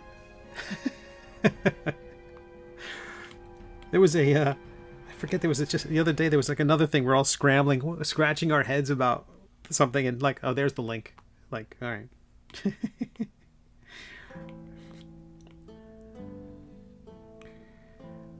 All right. I need to grade that balloon just a little bit more. But actually, I think that background is that this is like a terrible tangent, the way that balloon is just hitting that post. So I'm gonna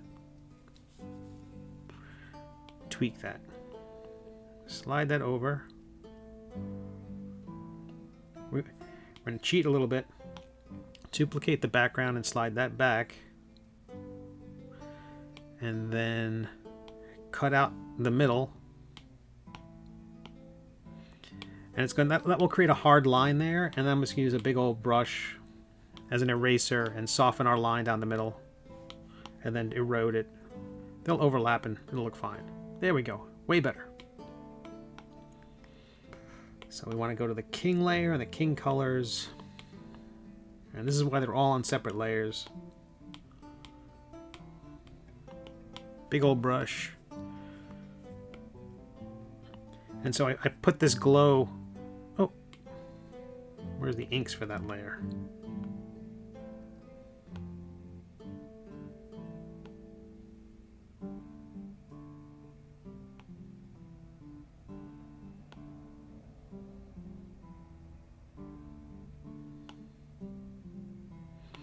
So this glow is going to be below the king, but in front of, maybe not that much, but in front of the other figures. So the sleeping Phosphene is there, and these glows and such will just separate them. So the king is very much in the foreground.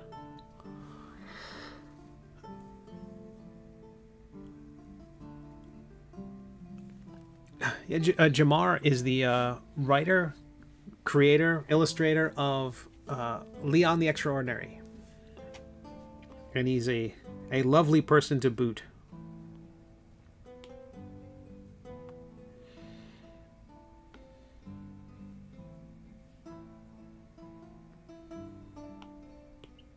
Yeah, it was a independently created series for many years, and then Scholastic picked it up, and rightly so. It's wonderful. If you can, there's even a couple of years back, the Baltimore Comic-Con, their program booklet featured Leon. First, actually everything at the show featured Leon. I think it was on the badges, and it was on like the t-shirts and stuff like that. But there's a lovely cover to the program booklet of Leon on a school bus. The beautiful fall colors. It's a gorgeous thing. That's something to keep an eye out on eBay for. It's really pretty.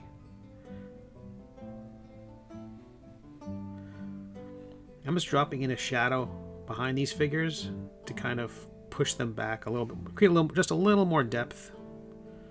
I know I said we were done, but you know me.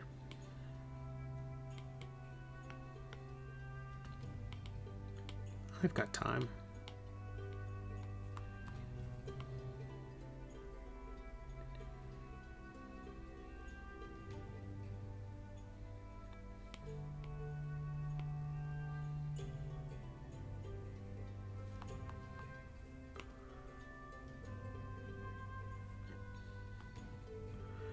Sweet.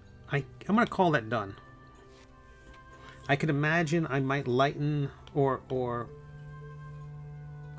reduce the intensity of the glow on panel 3.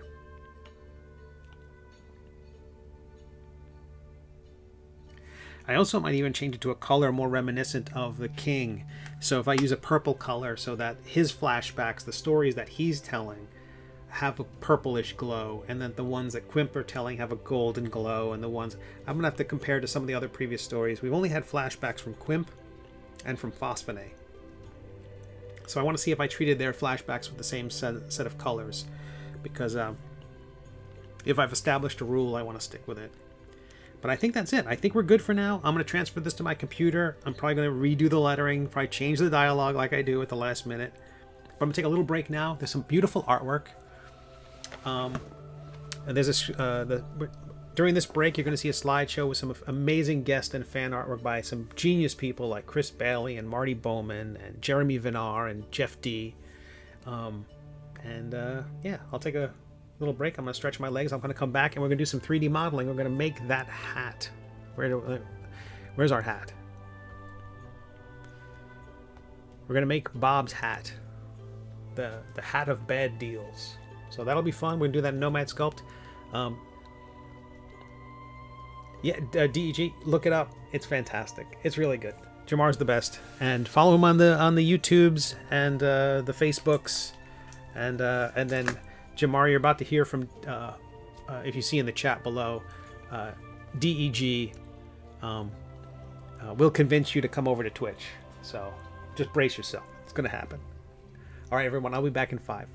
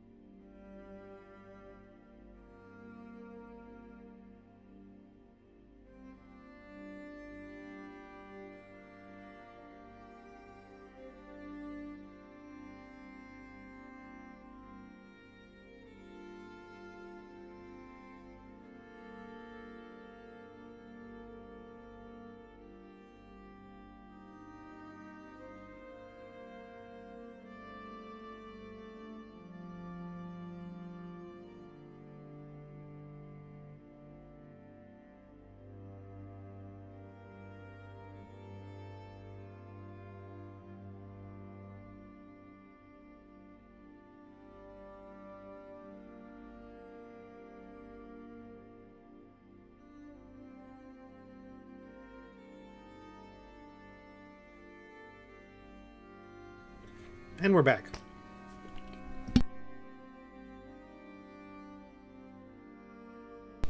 Again, thank you to Kevin MacLeod for the beautiful music below.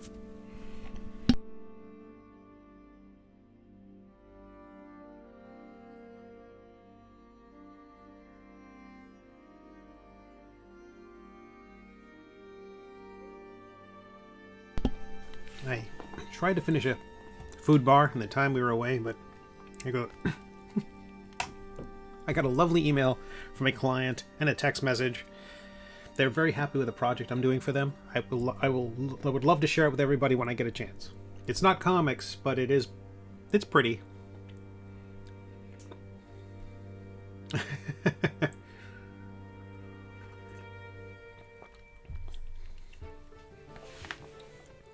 All right, so we're gonna make this very silly hat. Thank you. I hope everyone's having a lovely day. What are we doing? We got a few people on the Twitch, a few people on the YouTubes. Nice to see everybody. There's a lot new about this. Increase the size of the image here a little bit. And the alpha, just so we can look at it.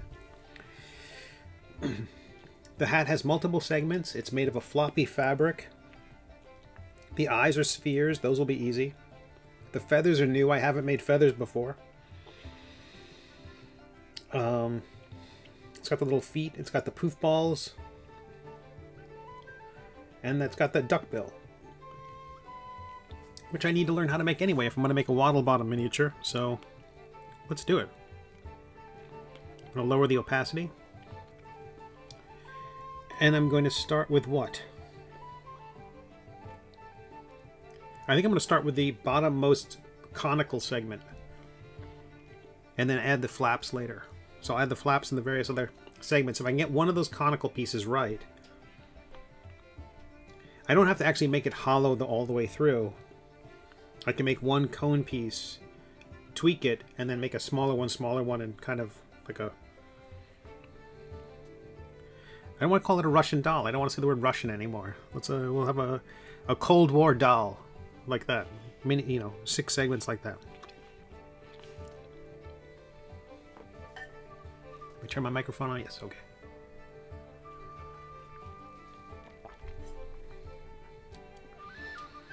Okay. I'm going to start with a cylinder. So let's get rid of this thing. The thing about a cylinder is I can increase the number of divisions. You can see the number of steps. Again, the planks of like the aluminum siding of the cylinder. If I increase the number of divisions, it kind of increases that and smooths it out. So let's increase that division, the topology. Look at it from the front. Then the radius, I can adjust the cylinder so it's like that. I bring in the radius a little bit.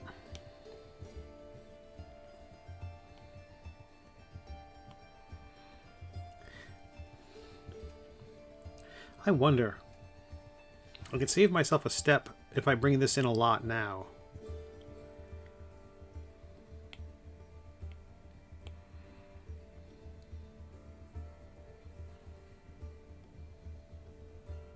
No, I think at the end, the final cap of the whole cap, I will create a new unique shape.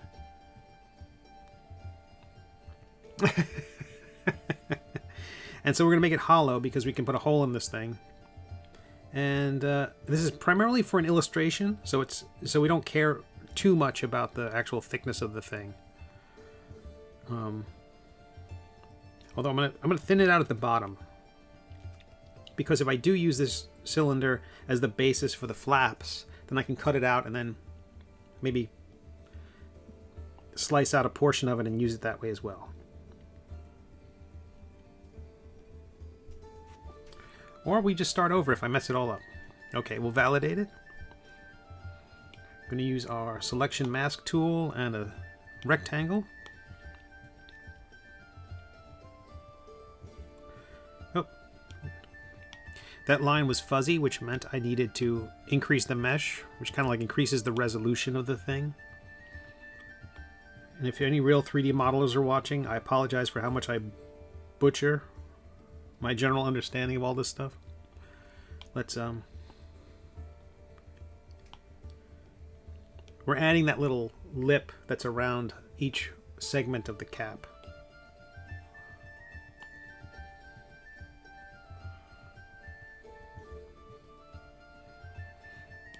Get a little more.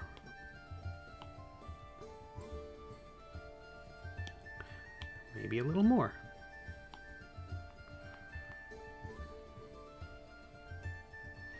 That's fine. So we'll remesh it. Again, increase the resolution. With symmetry on, I'm going to smooth out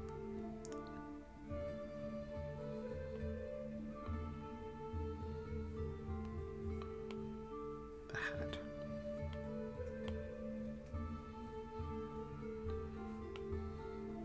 And if it gets a little uneven, I kind of don't care, because this is meant to be like a ratty hat.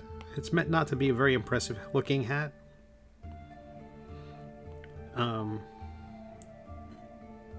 So if it gets a little wonky, that's fine. I'm going to go in and remove my mask from that. Oh, look at that. We're almost done. I'll merge them together. Again, the more wonky and bubbly and weird this thing gets, I think the better it's going to look.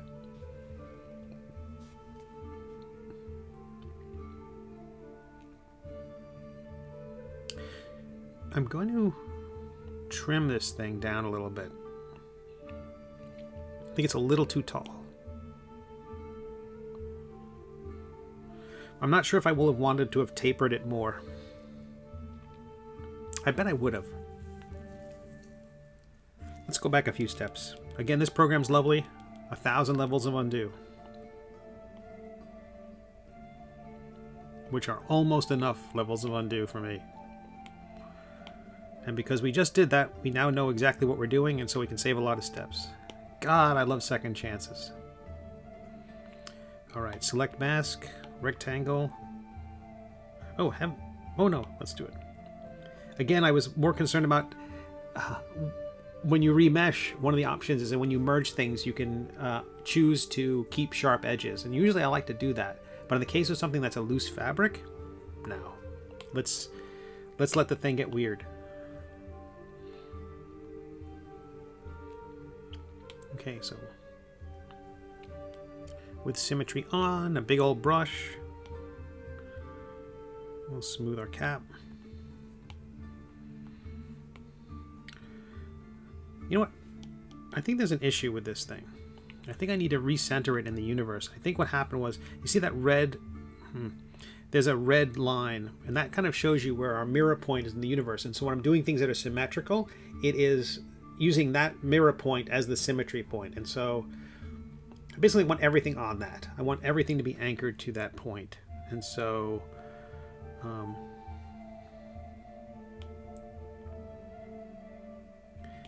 do I do that? With the gizmo tool? Move origin. That should put us back in the middle of the universe. And now we will use our selection mask tool. We'll bump out the brim, a tiny little bit. And now now you see the symmetry is affecting both sides of this thing.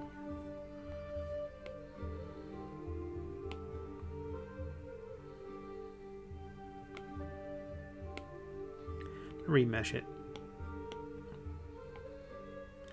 Whenever I find that the smoothing's not working the way I want it to, it's usually a remeshing problem. Okay, we will select mask, clear the mask. Go to the front, we're going to trim off part of the top again.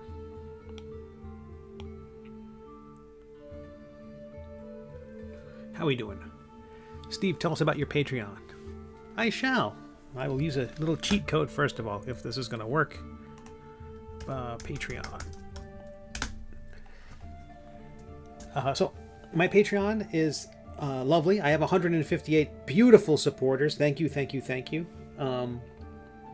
It is a place where I update. It's the first place that gets the new episodes of the comic. there are multiple tiers where at like the $5 per month level, you get to download all the PDFs and all the digital books I have. I think that's like 11 or 12 titles now. Includes the first two volumes of The Middle Age. It includes Astounding Space Thrills collection, which was my comic book series. It started in, when was that? 1998. And so long out of print stuff is available that way. Sketchbooks, 4 sketchbooks for The Middle Age are available that way. And then I have updates. They're not lengthy updates. I do feel like it's a weird balance of trying to... I don't want to post there every single day. I just set up a Discord where I feel like I can post shorter bursts, you know, without being social media. Social media tends to be like partly introducing myself to people while I'm talking. Like half the message is like, hi, you don't know who I am, but... Whereas Patreon, it's like, okay, you know who I am. In Discord, you know who I am. And that's a different thing. Kind of more of a clubhouse. But I feel like... I don't want to spam people on Patreon. That feels weird. I know. I don't know if I should post more often, less often. Every time I've had a poll about it, it's very... People seem to be fine. That's the basic response. You know, don't change anything. Don't change anything. Oh, that's fantastic, DEG. But it's going well. I mean, I'm very happy with the support from everybody. The top tier stuff is commissions, which I'm mailing out a bunch of them right now. There's a certain tier. I recently redid the tiers, gave them cute names. You would say I post the right amount? Oh, that's great. I appreciate that, DG. I just posted the other day a big update, and I felt like that's the right. We talked about this way back, you and I, Jamar, about like during a Kickstarter, how often do you post and when do you post and how much is too much. And I think the place we landed on was when you have something to say, and it's not just, you know, can I have money? Which seems to be when I hear from most people. And so, like, if the Ringos just started their nomination process, that's a fine reason to tell people, to reach out to people. But I had a whole bunch of stuff. Like, the minis came... I don't know if you got to see any of the minis. We've got 4 of them now. And I'm talking with manufacturers about making them available. These are a little tall. The Sir Quimp one is... People, if they put this on the table, there's a lot of gamers who would be upset. He's about 10 millimeters too tall. But I want to have a nice large version so people can see all the pieces and all the armor and stuff. Anywho, I feel like I want to do more with my Patreon.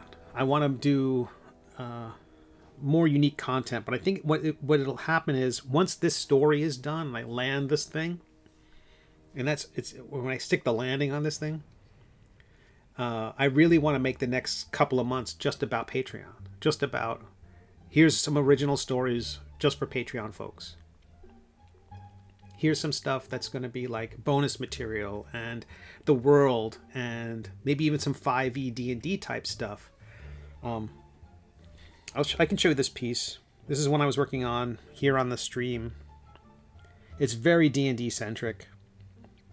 And this is far from done. But wanting to put together a D&D module set in the world of the Middle Age, being very silly. But I've been playing D&D 5e for 2 years now, and I have some ideas as what I would do as a DM. And things I like, things I see my DM do, things I see Abria Iyengar do in the Critical Role Exandria Unlimited spinoff, what I see Matt Mercer do, what I see various people on Twitch do. And I have some ideas, some silly ideas. And I think it will tie into the minis very well. And what I found when I was doing it at my last comic convention, people would see the minis and they would come up, and that would be a new way to reach a different audience. And going to a comic convention now and seeing the D&D stuff everywhere. When I started the Middle Age 5 years ago, I didn't think there was going to be this kind of fervor for fantasy content. I kind of thought fantasy was sort of done. I mean, we had the peak with Lord of the Rings. There was, PAX Unplugged. There was stuff like that. There were things that were happening that made tabletop RPGs a thing, but it wasn't like it is now.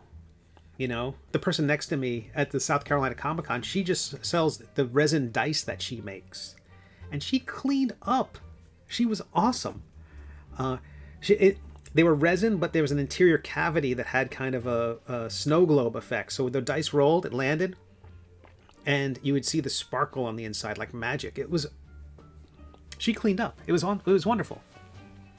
You know, and I'm an old school role player. I mean, my Marvel box is right over there, and I've got my, my old school bag of dice from the dawn of time. So I'm excited to do this. I'm excited to bridge those two things, and the Patreon's going to be a big part of that. Not because everyone on Patreon is into that stuff, but I think as long as the stuff that I'm doing is related to the world, it will be interesting because it'll be like a source book for the world. It's going to be all about the world of the Middle Age and the characters of the Middle Age and all the stuff that couldn't fit into the story, but in a way that's useful for gamers and useful for fans, I think. Hopefully entertaining for both. I'm rambling. Oh, thanks, Shamar. I'm super thrilled with how they turned out. I know you're a fan of Melvin the Magnificent. Come on, get into focus. I have to say, I'll be your best friend, and then he snaps right into place. We absolutely do. We absolutely do. I forget why it was called face rip. Was that the stats? Like, agility? But I got my...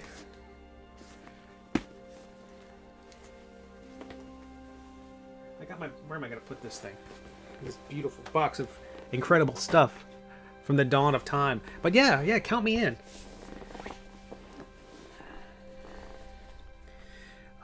But the next Kickstarter I'm going to do will be for those minis.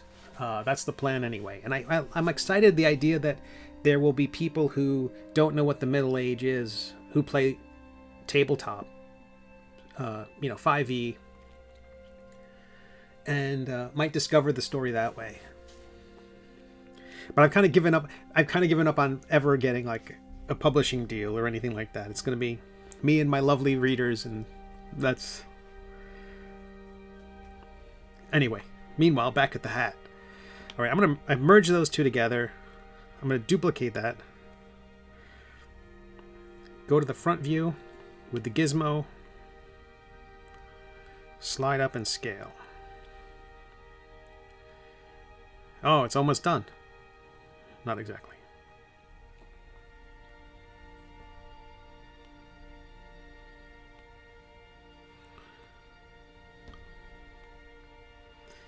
Now I could put in the ridges of the hat, and if I do it now, that will save me a step later. So let's do that. No.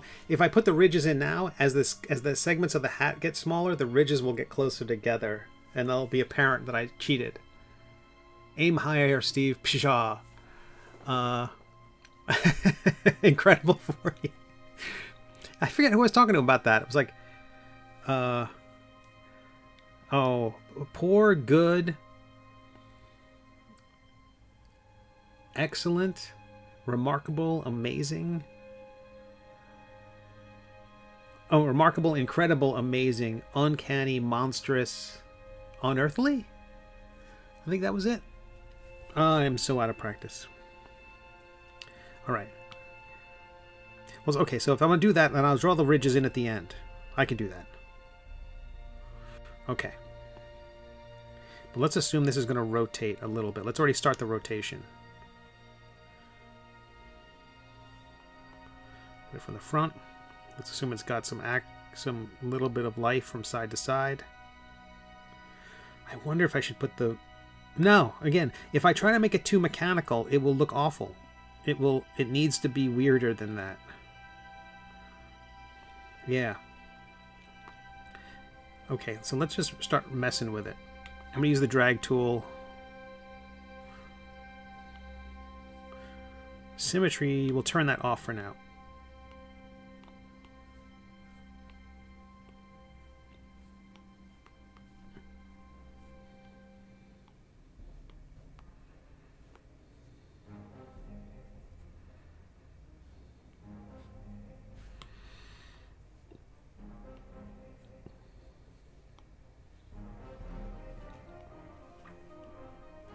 uncanny.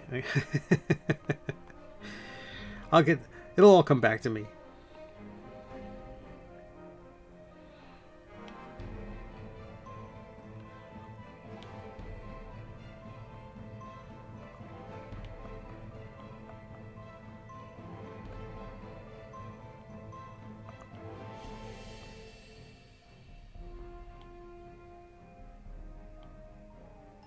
Oh, I can put on some of the slideshow of some of the fantasy artwork I've been doing in here. So what I'm working on is an illustration of the hat. This isn't necessarily meant to be a model. It could become one, maybe. Unlikely. The idea, with all of these models, I basically have done the figure twice, and the second one is a million times better than the first one. The first one is kind of the learning one. So this learning version of the hat, which you can see in the light gray version to the right of the model, will run through I'm going to create stuff like this, what we see below, where I'm going to turn it, I'll take it into Photoshop, take it into Procreate, and then just start messing with it. Tons of brushes, tons of effects, tons of watercolor splashes. I'm GM. Jamar says, I'm GM Marvel if you play. Kurtz is in. I'm in. Yeah, absolutely I'm in. Absolutely I'm in. I don't know if you want to use how you're planning on doing it, whether it's going to be Zoom or Roll20 or what's the other one? Foundry. Any of those systems, count me in. If you want to pre-gen my character, or if we want to get on a Zoom and roll one up, I'm all about it. But so the things you see below, if folks are joining us over on the YouTubes and the Twitches, I'm working on an illustration in the style of what you see here. These start all as 3D models, and then I work in Photoshop and add splashes galore. And many of them are magical items which appear in the story The Middle Age, and is that random? I wonder if they're appearing in a random order, but like that's the Scythe of Pascal Possum that appears in a short story. And yeah, I'm super excited to have these available as part of like little D&D bonuses for my Patreon supporters. Art slides, go away. Yeah, I'm excited, Jamar. Count me in.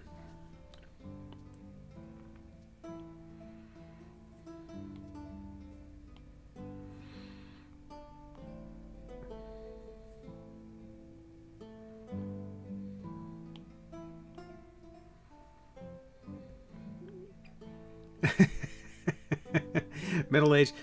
Yeah, everything I do is middle-aged, sadly. Okay, so this hat has 6 segments.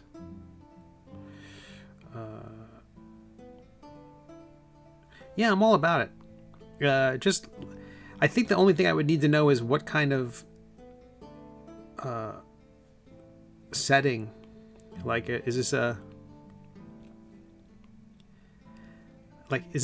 Avengers or is this Marvel Knights?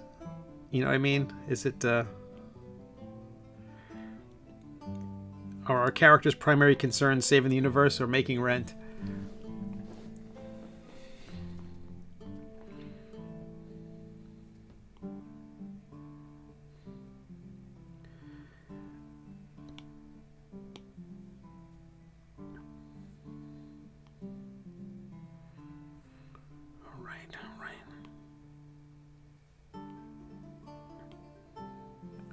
But I've been watching lots of Critical Roles, so I expect that there will be tears. We have to cry every episode.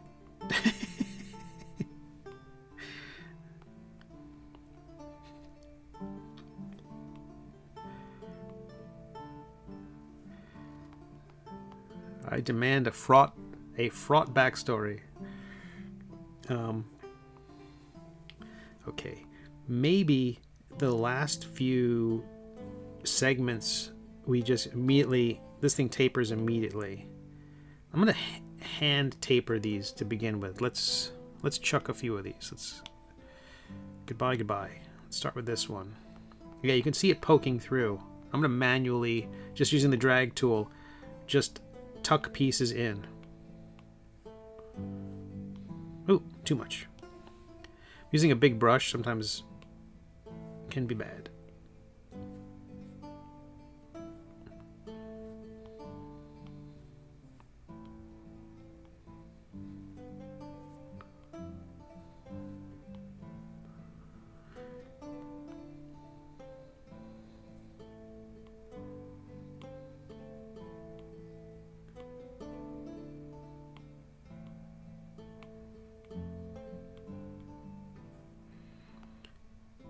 This is ridiculous. I have no idea if this is going to work. I appreciate everyone's patience as I figure this out. But I think this is going to be fine. I love how lumpy this thing is looking. Alright. I'm going to make a true cone just for the top of this thing. Is this just a, hey, NPC, nice to see you. Jamar, great to see you. Max, nice to see you as well.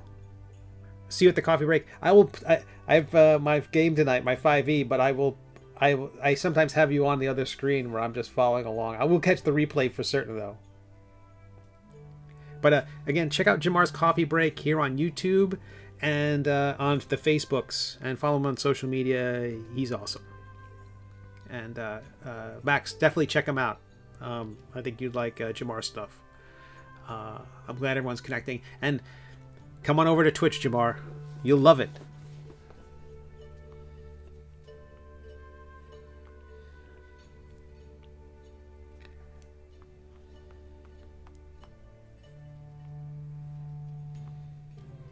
All right. Yeah, so Max, I'm working on the hat.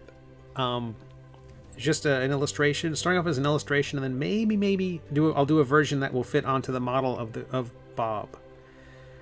But I'm gonna start with a new cylinder, and even though they have a cone tool, I'm gonna start with the cylinder for sure, because I'm just gonna bring in the top radius and make it very small.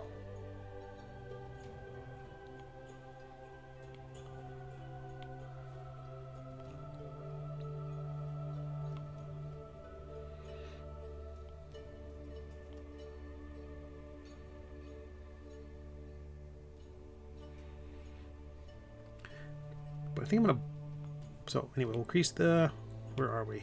Increase the topology.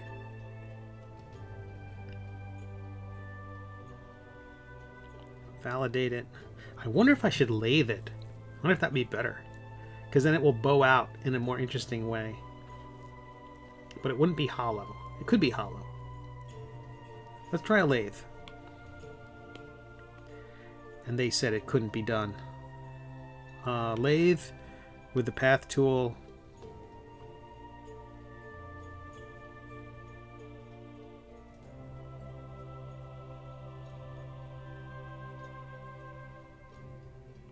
They didn't really say it couldn't be done. I'm just projecting.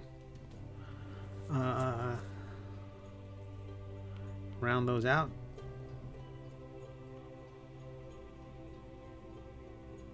When you bring these two dots close together, they turn red, which means they're going to merge. I don't want them to merge. I'm going to zoom in. I'm going to thin that out. And then I'm going to crop it. So then I can build the lip out of the thing. Add that little rim around the outside of the hat.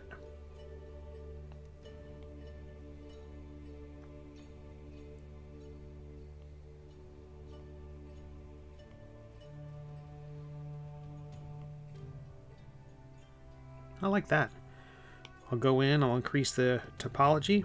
Again, that'll smooth out the sides, and then validate.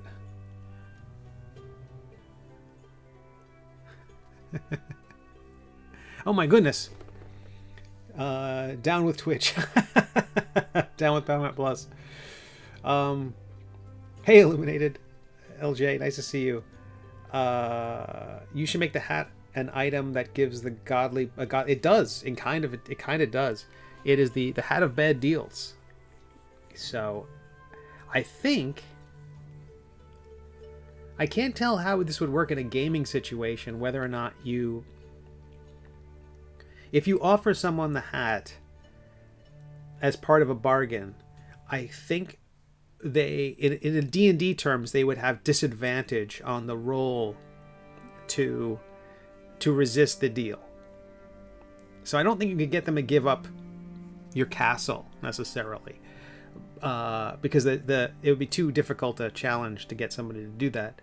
But in terms of, I'll trade you this hat for, all the gold you have in your pockets, I think you'd probably fall for it. It's that sort of thing. The hat of bad deals is just a thing where it seemed like a good idea at the time, and you're very happy you have the hat, but But also then if someone offered you anything for that hat, you might go, okay. I think every transaction related to the hat is done at disadvantage.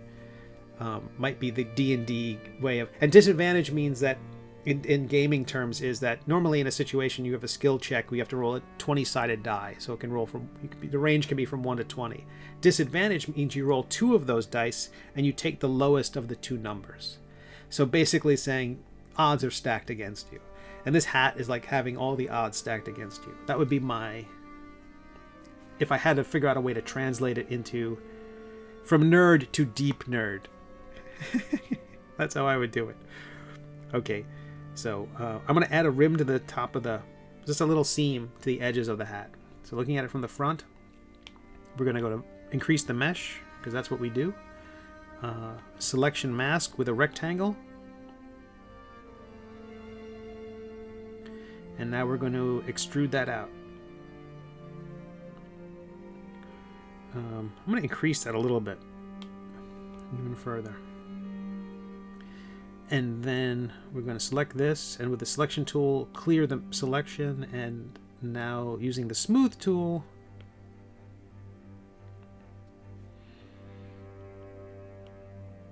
I should have increased the mesh first.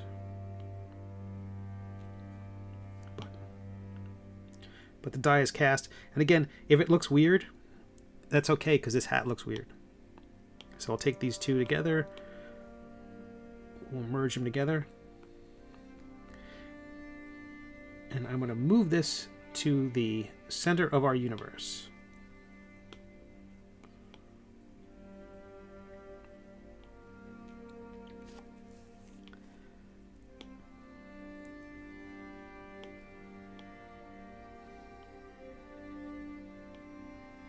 For all I know, I should have started with the lathe. I wonder if I start with the lathe and create all the pieces and then go through and create the... Because if I make the lathe, if I start with the top piece and then I expand it and expand it, expand it, the seam or the rim of the hat, the rim of each tapered bit will get larger and larger and larger the larger the whole thing gets, and then it'll look weird. I want it to all be... It's so fashion forward, says Max. I think I'm gonna do that. I'm gonna undo.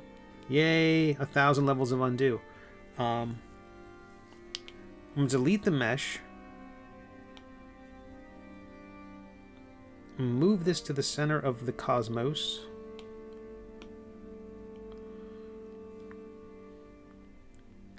And then duplicate it, scale it down, or move it down, then scale it up. Then duplicate it, move it down, scale it up.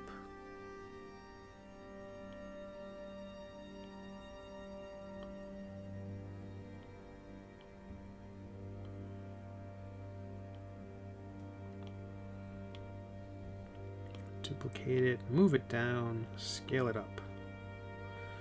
So now we know how to make Christmas trees.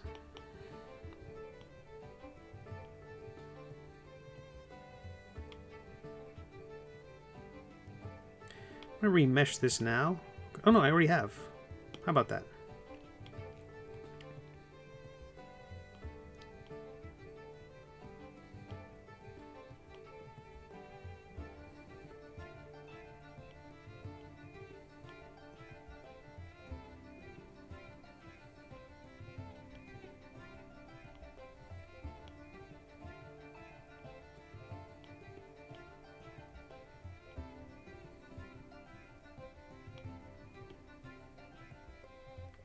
So I'm going to shrink this part even further. I'm going to chop off the bottom of it.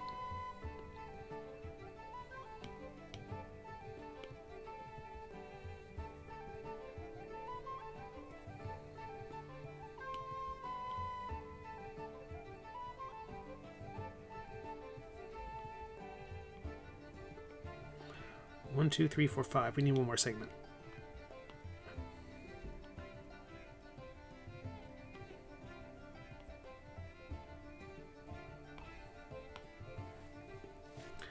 2, 3, 4, 5, 6.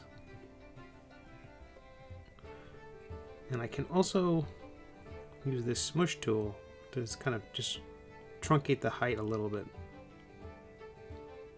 If I'm concerned that they're a little too tall.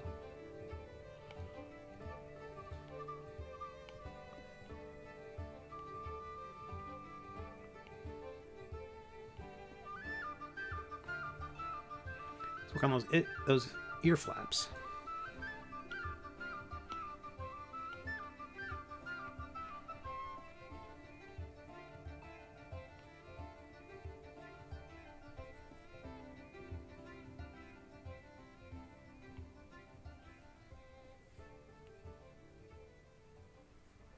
Look at it from the right.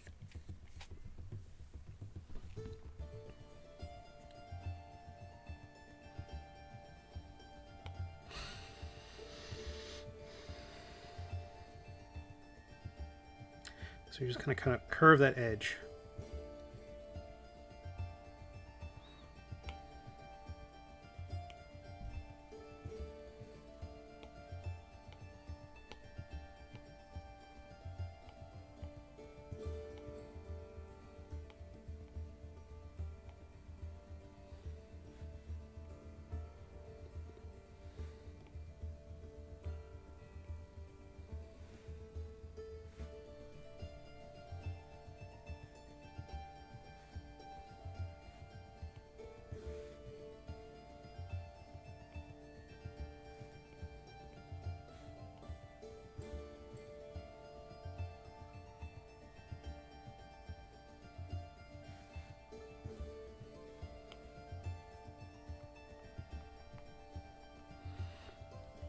Okay, I need to create, I think I'll create a cylinder here instead of trying to make that additional cone do all the work. The concept was right, it's just that this is too thick a material. We'll delete the lathe. Wait, not duplicate it, delete. I wonder if my initial mesh was good. I'm going to check that out.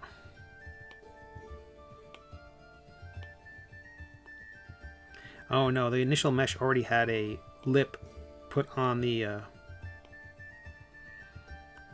cylinder, so I'll create a fresh one.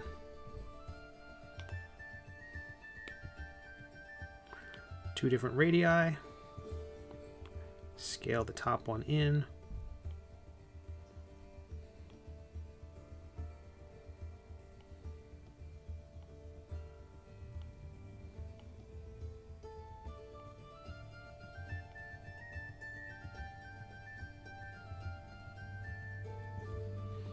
Hole in it and then thin it out.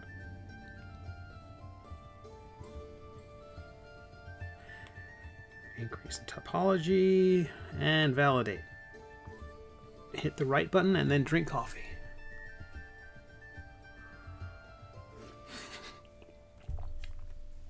You're still here, Jamar. That's fantastic. All right, so I'm going to trim that again. We bring that down a skosh, increase that. Trim, polygon tool. Don't need symmetry because it'll cut right through. This is a laser.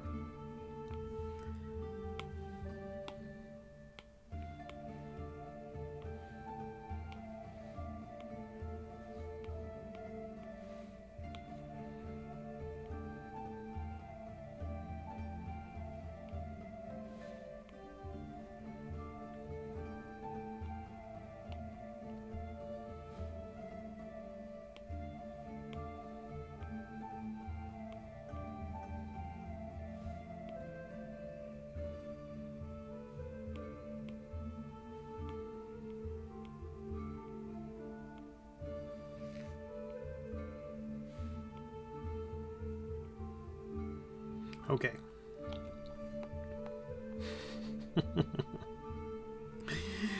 We got ourselves some ear flaps. I think I want to bring in I think it's a little too wide. I think I want to bring them in and then have it come out. I want this to be dumber looking. Maybe, should it be ear flaps? I think it was going to be connected in the back, but maybe having just flaps on the sides would be funnier. I've never really drawn it from... No, I have it in the back. It's got kind of that, I don't know, gorilla general from Planet of the Apes kind of thing happening. But it definitely should be closer to the front.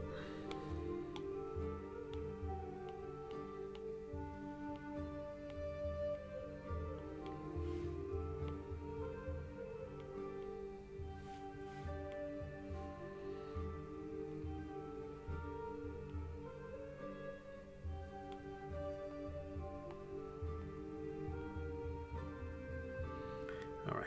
Okay.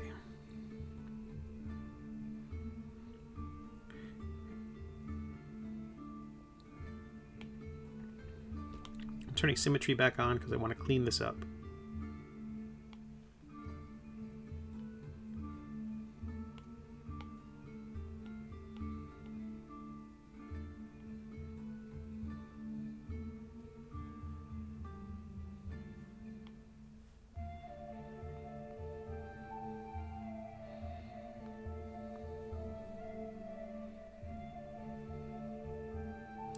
Alright, I'm going to smooth this out old school. After remeshing. For those who don't know, my name's Steve Conley. I am working in Nomad Sculpt on an iPad Pro. I'm a web cartoonist. I'm not a 3D modeler, but I'm learning. And I'm getting the hang of it. You can see some models of mine in the bottom right corner of the screen cycling through. Those are characters from my webcomic, The Middle Age, which is totally free to read online. Okay, I'm going to remesh that again. And I'm going to use the mask tool with symmetry. Ooh, that's a big old brush.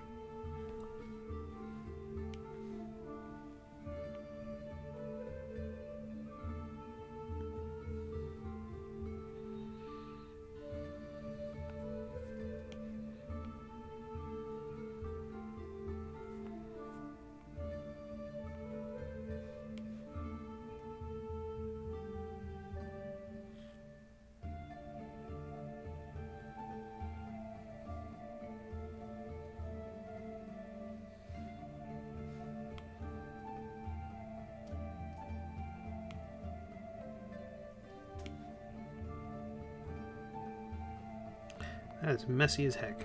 If I can get in closer and clean it up.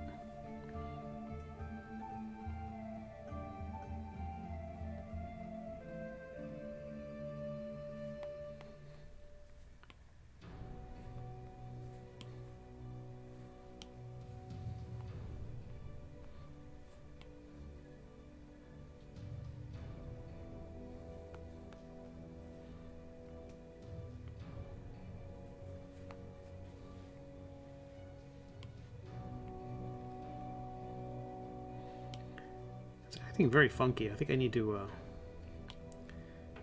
increase that lazy rope stabilizer.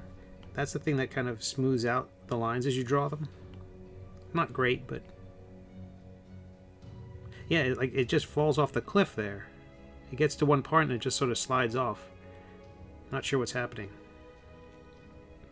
Something very interesting about the cylinder, I guess. So let's try extruding that. Oh, way too thick. Almost. I'll take it.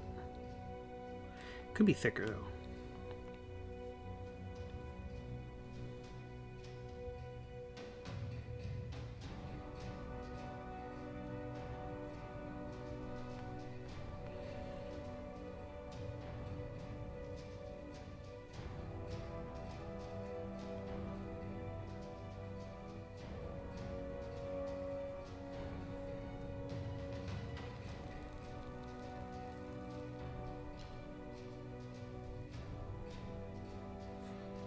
Okay, let's try extracting that again. I love it. Okay, we're getting there. We're getting there.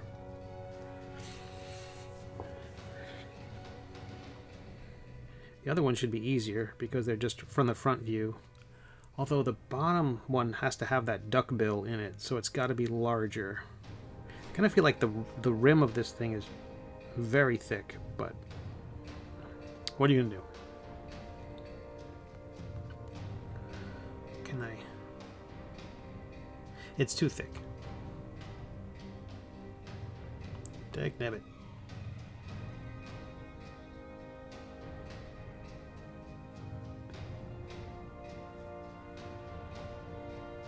All right. We'll scratch that one. We'll clear this mesh, this mask.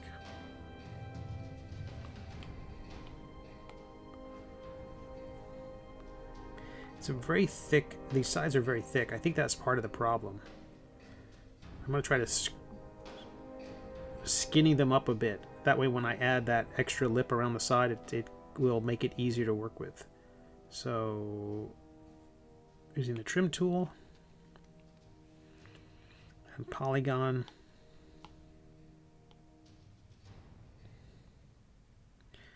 So, and symmetry is on, so this should affect more pieces of this hat. Like, it should affect the opposite side of the ear flap. We'll see. It did. Good. So it just carved off that piece. So it's already thinner. That's great. Remesh.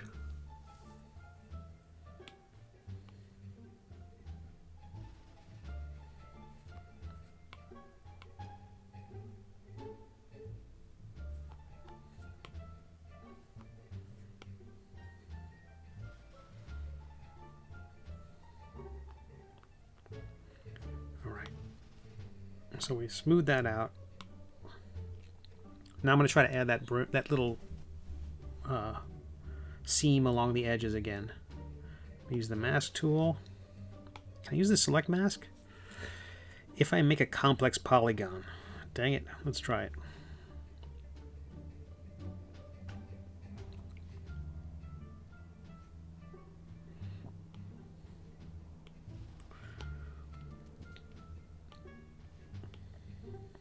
My cat has been so good. He is just sitting there.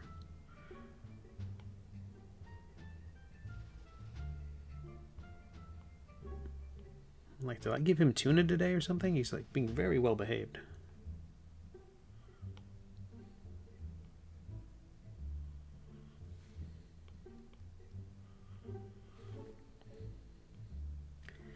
All right. Well, that worked out. Why didn't I do that before? All right, I didn't know how to. That's half this program. Why didn't you do that the first time? I didn't know how to. All right. All right, so that's going to be the rim of our the rim of these ear flaps. I hope that's enough material. Yeah, I think it is, because you're going to look at it on the side, like his viewpoint there. And then once these are molded together, I can move them and mess with them, and I want them to be uneven, and this is a floppy hat, so it can't look like this something from the Devo collection. Ask your grandparents. All right, so selection mask tool on. Can I not select that? Okay, from the front, selection mask. Oh, you want to use the rectangle tool. Ooh, that is pixely. I'm going to remesh this.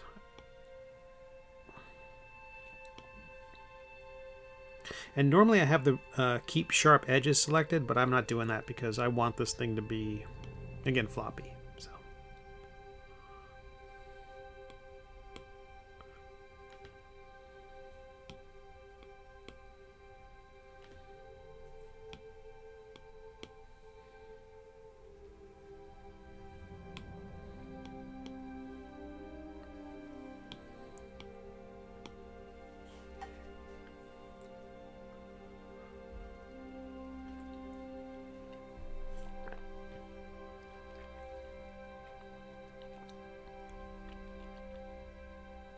Okay, looking at it from the front with select mask.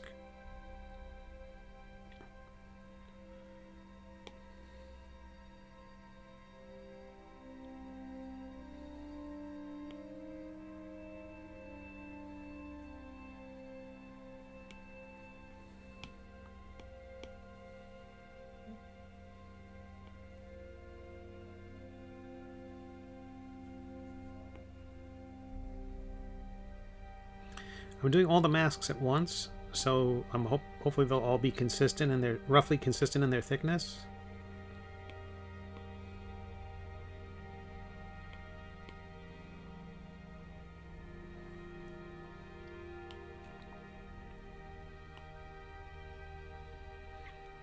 I think the thickness is a lot to do with the size of the object. So I think the smaller the segment of the hat, the larger I have to make that number to work.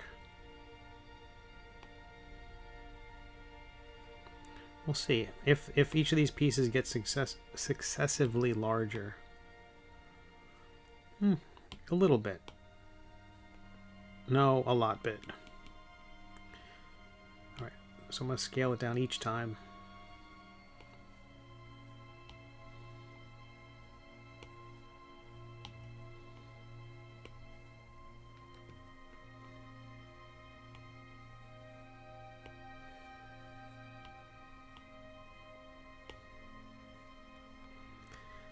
Sweet.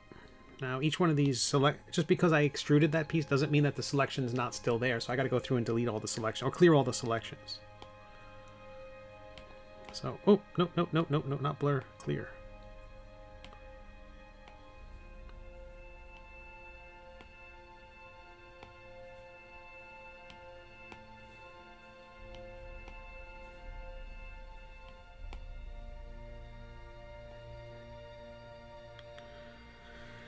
Sweet.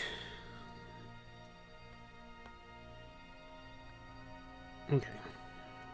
Now I'm going to merge these pieces together. Voxel merge. Nice high number.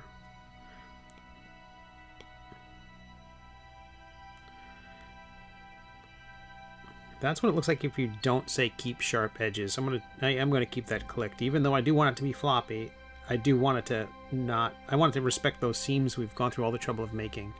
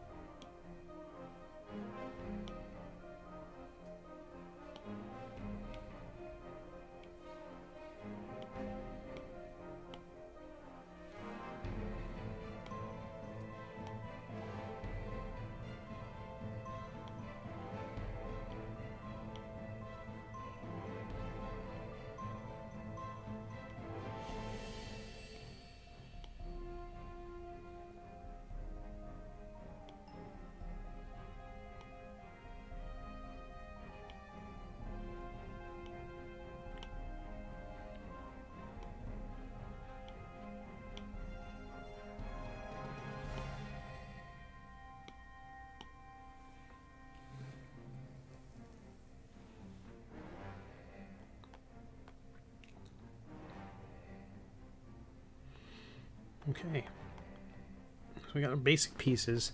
I'm still going to mush them around, but I'm going to work on the duck bill now. So this is I've thought this is going to be a challenge. There's a couple of ways I can try to build it. Just out of a flattened cylinder. It's been smushed a lot.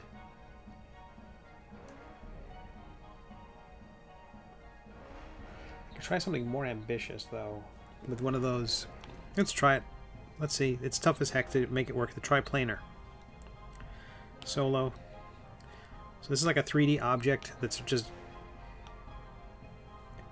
constructed by the shadow on the walls creates the shape of the thing in the middle. The candy corn? Yeah. I'm trying to lose fans by making candy corn. Okay, we'll look at the left. And we will use the selection mask tool. Unmask rectangle.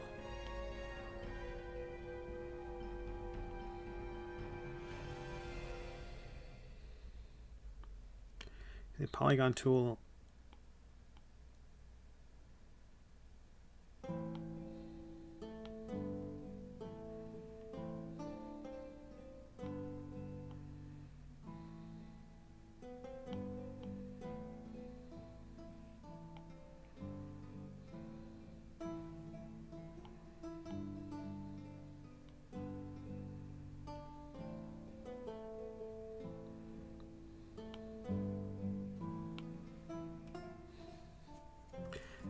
fuzzy. I wonder if I can I don't know if I can remesh at this level. Or if there's a way to increase the... Let's try that. Let's ramp up the topology and see if that does the thing. Oh, that's way too much. I tried sliding it and suddenly the system was like, whoa, we're not doing that. That's too much. Okay. So looking at it from the left, rectangle tool, unmask. Let's entirely get rid of that. Now using the polygon tool. This is a super weird creation tool. Again, you're sort of drawing the thing by drawing the shadow it's casting on walls. Is there a better way to describe that? I don't know. But right now, imagine I'm doing the profile of a duckbill.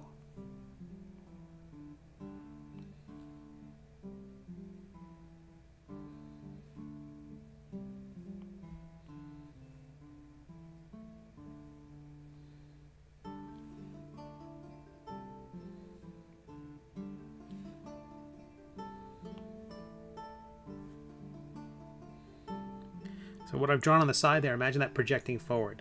And now the width is informed by this drawing that's done in the back here. So let's go to the back view. Gizmo, selection mask. Using the rectangle tool and unmask, I'm going to get rid of the drawing altogether. And then using the polygon tool,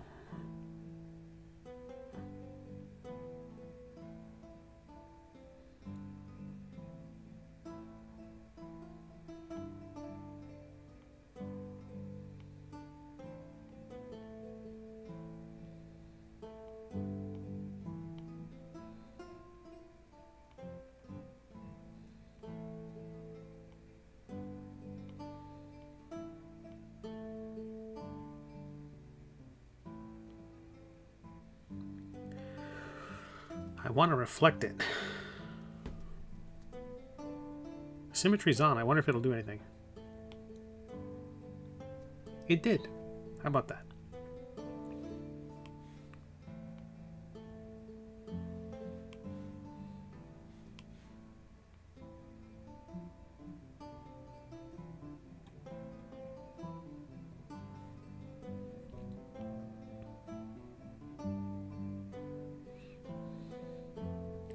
Okay, so this is our duck bill. We got two sides done. So far, it's not as terrible as I imagined it was going to be. Now from the underside, we just have to have it taper to a roundish point.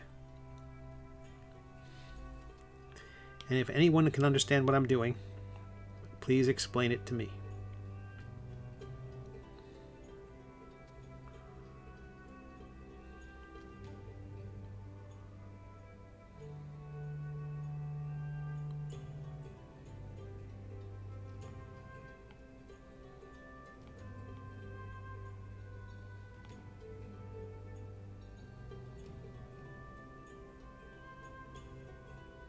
Hopefully this will mirror when I hit the green button. It did not because I had the unmask button selected because I have a tiny, tiny brain. But I love second chances, as I've explained many times. So it's not a big deal.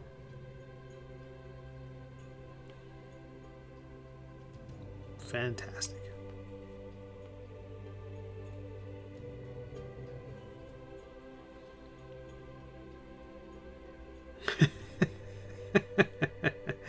Okay, so looking at it from the top, it's clear that the rounded bit that I created doesn't quite extend as far as the thing I drew on the sides. So as soon as I extend the shadow that's being projected on the side of the world here, it will presumably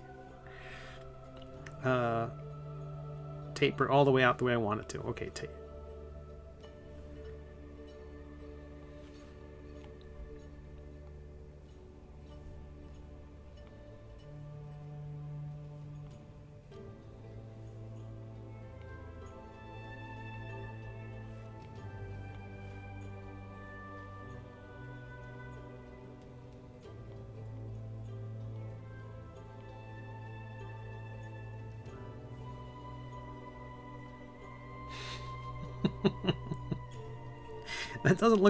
That doesn't look half bad.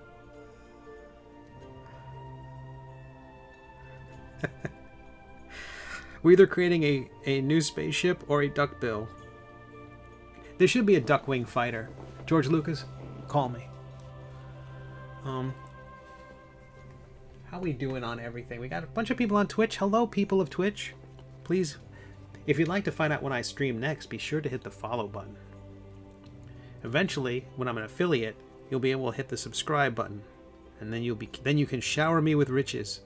All right, I'm gonna validate this shape because I'm surprised it looks as not awful as it does, and as people know, I don't mind awful. Okay, I'm gonna squish this back because it's a stupid hat. But it's promising that I might be able to make a Waddlebottom now. The Waddlebottom's a character in my webcomic, The Middle Age. He is the Lord of all ducks, and I need to make a 3D model of him. I think the idea will be that his figure would be a stretch goal for the campaign if we can make that happen.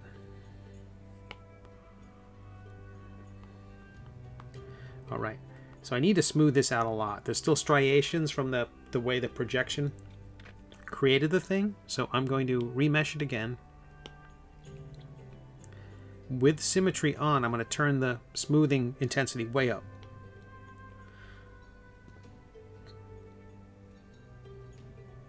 I'm also going to really smooth out.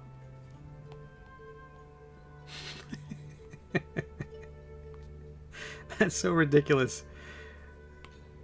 It kind of looks like what I would have hoped it would have looked like, but I really didn't hold out much hope.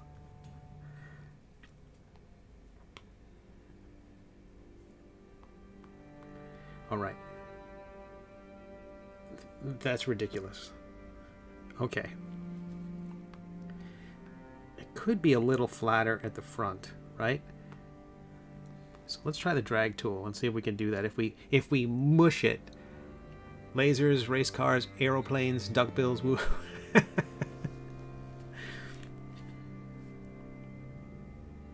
Okay, that's doing weird stuff. Good to know. We don't want that. I'm going to move it to the middle of the universe just to make sure it's aligned to what I want it to be aligned with. Okay.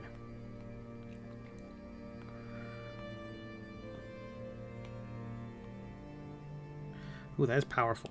I gotta lower the intensity.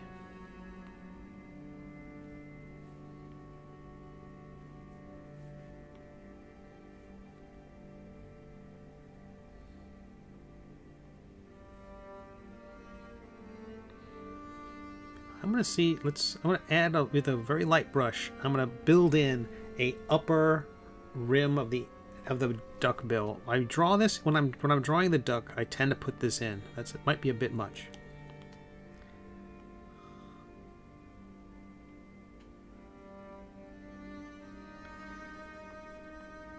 I don't know if it's legitimate anatomically to ducks, or if it's just sort of hinted at every time Karl Barks or Don Rosa, two cartoonists who drew a lot of Scrooge McDuck and Donald Duck, we just tended to draw them. So I'm just going to put these in.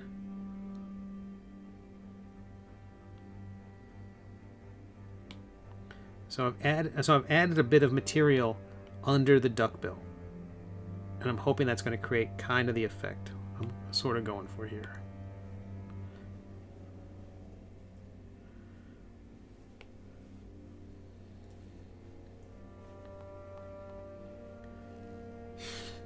My assistant editor stirred. I thought for a moment there that they were going to go try to find some food, but instead they just coiled up into a smaller ball.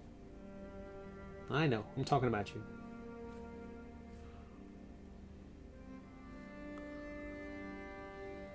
All right, next move is going to be to bring in the sides a little bit. Bring it down, and then slide it into the hat. Front view, how we doing? Ridiculous. Re-damn-diculous. Now I gotta do the under part of it. I think I'm just gonna duplicate the bill and flip it around. That's information about my webcomic if people are interested. It is free to read online. I invite you to check it out. It is called The Middle Age. It is about a knight who is in love with a dragon, and he has a cursed sword which hates him. It has been nominated for oodles of awards and has won none of them. But still, it's just an honor. It's just an honor to have my heart broken every time. Oh man, look at this. This is a duckbill. Look at us making stuff like crazy people. Using the drag tool, I'm going to pull this section up just to... It's kind of an alligator face. I do like that. Noted. So in the next storyline, when an alligator character shows up, you'll know why.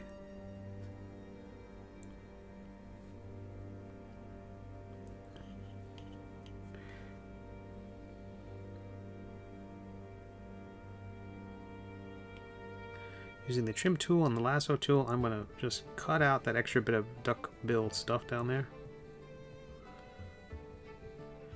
Is the main difference between ducks and alligators the color? The orange is a duck. And the teeth. The teeth are probably a giveaway.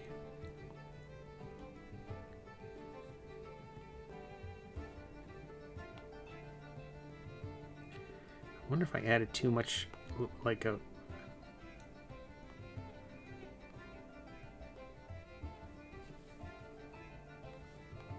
I wonder if I thickened it up too much.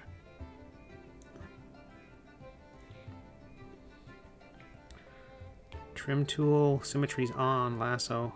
I'm just going to do some surgery here. A little bit of just slicing off the sides.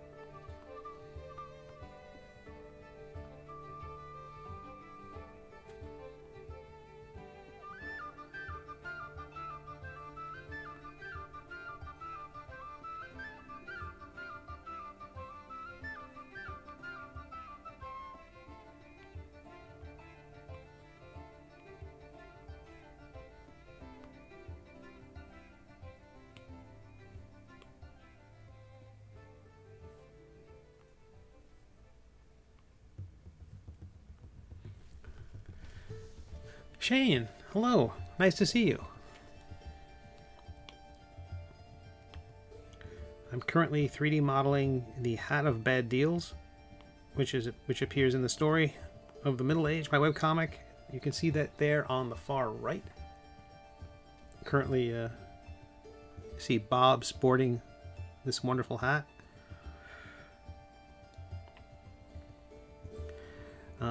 Just to make that look less like an alligator, I'm going to change the color of it now. I can do that, right? I can do that.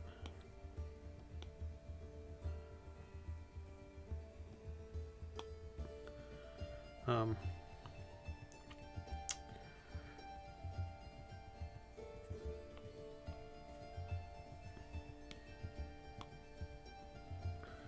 right, I have to add feathers. How will I make feathers? I think I'll make them flat. I think I'm just going to carve them out of a flat. I'm going to carve them out of a flat box, so as a cube that I will flatten a lot, and then I'm just going to carve it with the trim tool, and then bend it to give it some, I don't know, a little bit of life.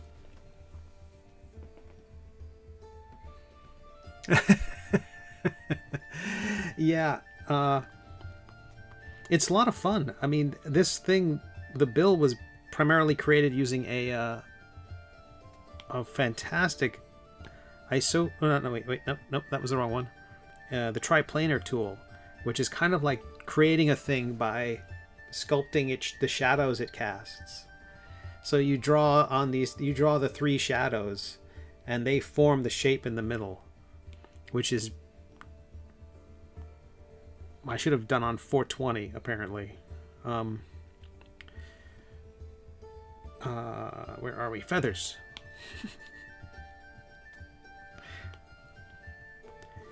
All right.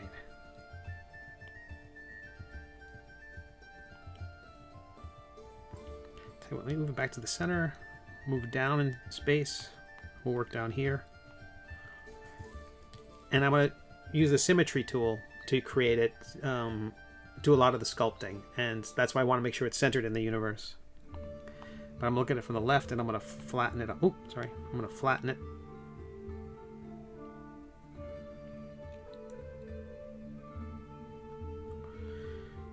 And using, well, we can validate it. Then we're going to increase the mesh. And then using the trim tool, we're going to start with the polygon tool.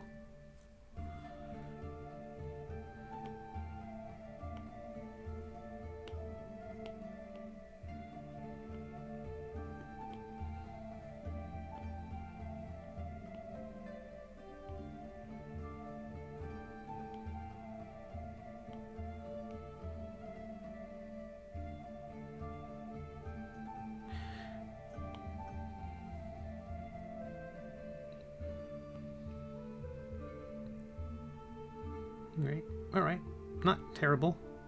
Not the worst thing we've done. Let me undo that. I'm going to try that again. I think I just want it to be more oval shaped and less whatever that just was.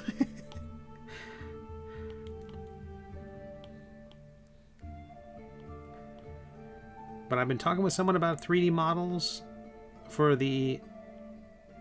that we've been sculpting, so hopefully there will be minis, D&D size minis of the characters of the Middle Age. I am super excited, and I feel like the first part of this episode we managed to figure out, managed to finish the next episode of the webcomic. So I've got some lettering to do. I got some more script tweaks to wrap up, and I think it'll be ready to go this evening.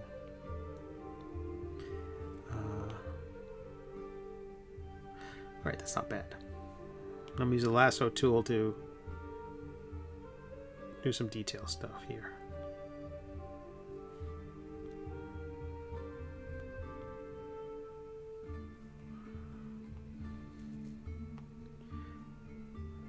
Let's go to the left view. I'm going to just make it even thinner.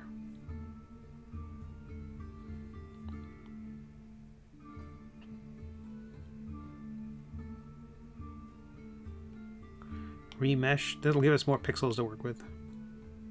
And I apologize to all the 3D modelers out there, since I'm using phrases like pixels, which is not appropriate. Not what we're talking about, but again, I'm new to this thing. I appreciate your patience.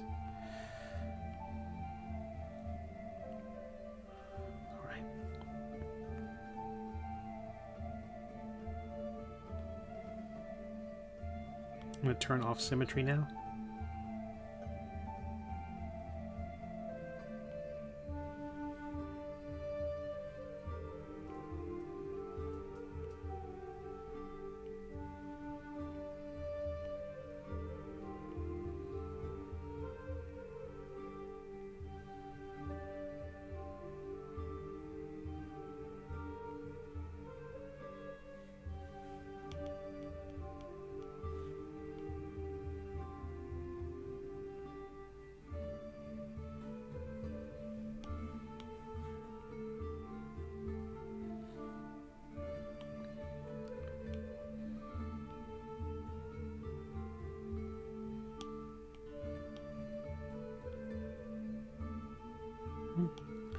See if I can keep this line straight.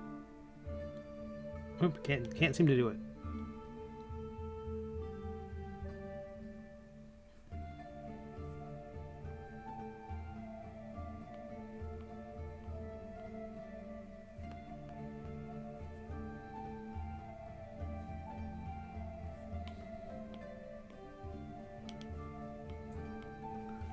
are we doing? What program are you using? Oh, I'm using a program called Nomad Sculpt. It is pretty cheap. It's like 15 bucks on an iPad. It is there's a free Android version that a little limited, but if you want to try the program out, that's available. I don't know if I should have smoothed out. I think I think that's having an unintended effect. I'm not sure if I'm making this thing in an optimal way, but as I've never made feathers before, I'm learning.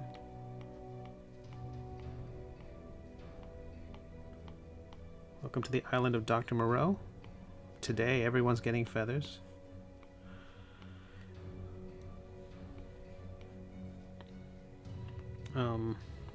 Not great. The trouble with the tool is, with this particular drawing tool, is you can see it with each one of those lines. It's like there's a pressure point, and then as it drags off, but the pressure point is like this, it's just this heavy weight, and it creates a divot, and then you drag out, and then it creates the rest of the line. So I think I have to sweep in from the outside, except this program tends not to register those. Like if you don't start drawing on the shape, it's basically going to say it's going to ignore the mouse, it's going to ignore the cursor altogether. So I have to kind of just be on the edge of the thing, just touch it. Just if I'm just outside by a pixel, it ignores it.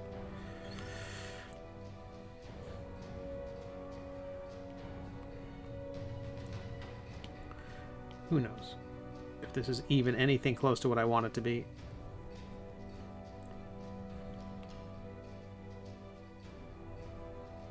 But this is our first feather. The next feather will be so much better.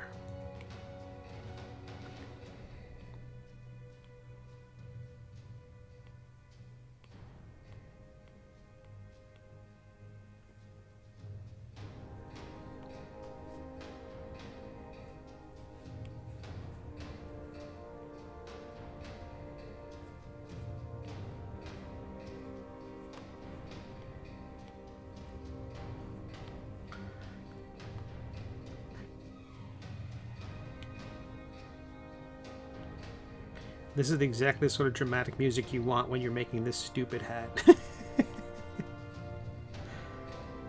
I apologize to Kevin MacLeod for abusing his music this way. Making the duck hat.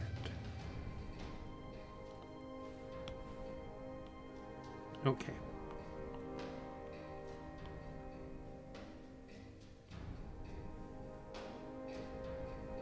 It's attaches just on the side. Who would even make this stupid hat? Oh, right, I did. I'm sorry.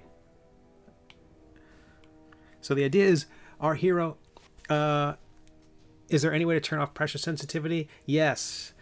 There is. I'm certain there is. I'm just such a noob when it comes to this program too. I've been using it. I'm not a 3D modeler at all. I keep saying that, and but it turns out I am. I didn't know I was.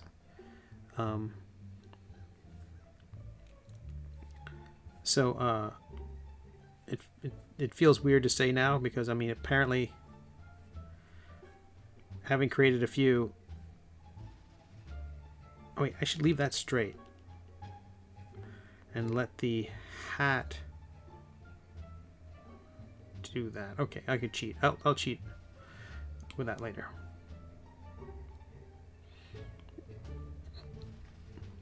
But I think, let me save this.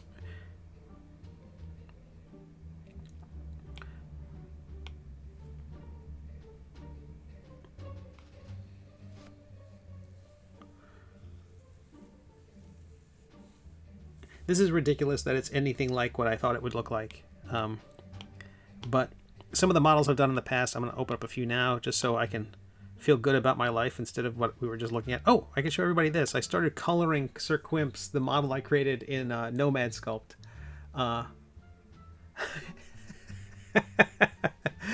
Yeah, I'm getting there. Baby steps.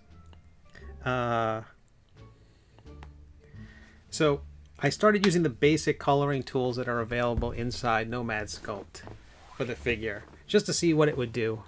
And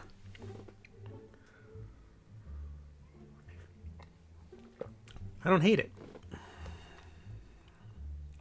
I think I wish the lighting was a little darker. I kind of wish I could control. I don't know. I want a cartoon in this world. I don't want to rely on accurate lighting, but also doesn't cast shadows very convincingly.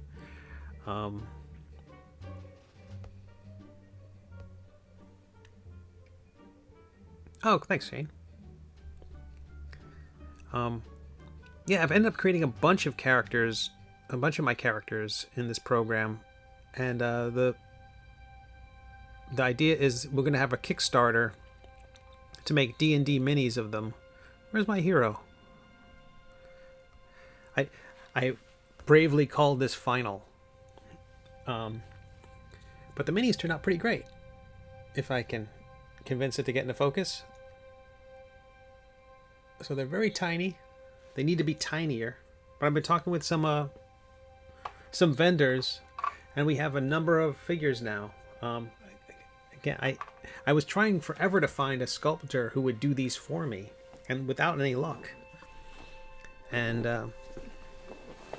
kind of learned on Twitch and YouTube. I just sort of started streaming. I downloaded this program for $15. I just liked that there wasn't a monthly fee because I'm a cheapskate. And yeah, go figure. All right, I don't hate that feather at all. I think I could confuse that for a feather. So I could add more bits to it later on. The basics are there. I'm gonna try to do this. He's got these kind of feet that are attached to the hat on the ear flaps. I think I'm gonna try to create those. Hey, Cave. Welcome back. Our hat is coming along nicely, I think. I'm gonna rotate that.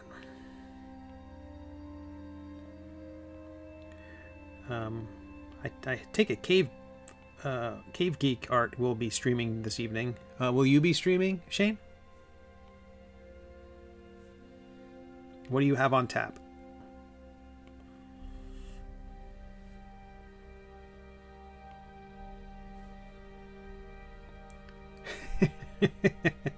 It's not traffic cone. It's a beautiful. Only the finest haberdashers would offer such a pristine lid. I'd wear this.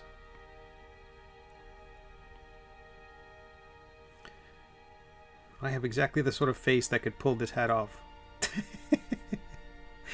A stupid one. Shane says, normally I would be, but today is my 15th anniversary. Oh my gosh. Congratulations. Happy anniversary. That's lovely.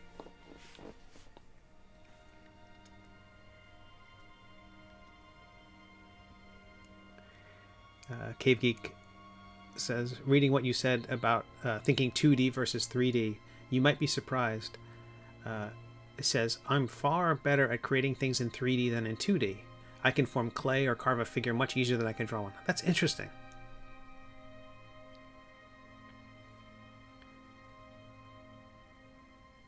Shane says, I push the stream till tomorrow.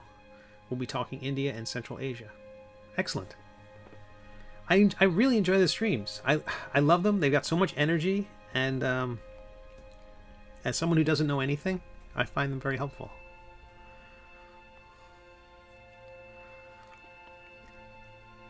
Okay, so let's make a duck foot, and the idea with these feet when I was drawing them on the hat was the idea that they were the kind of fabric, like they were sewn bits. So I want to make sure they feel soft and floppy. How do I make those? I'm going to start with a circle. I'll start with a sphere. I got to start naming the pieces in this thing because it's going to get out of control. Oh, increase the post subdivision. That's kind of like increasing the topology. That smooths the sides of the circle out. Do I know anything about 3D modeling? No, but I know about this program. I'm beginning to know about this program. Okay, so we're going to look at it from the right. Oh no, let's do it the other way. Let's look at it from the right, and we'll flatten it. That way we can still use symmetry to carve out the little toes.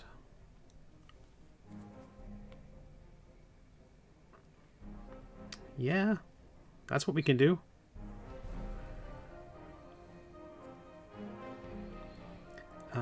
Using the trim tool and the polygon tool.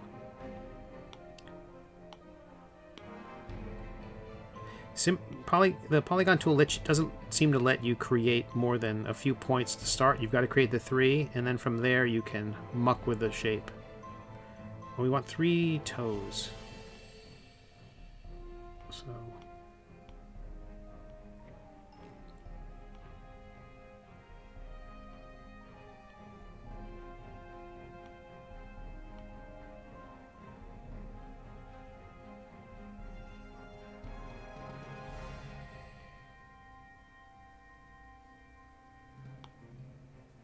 Oh, that's unintended.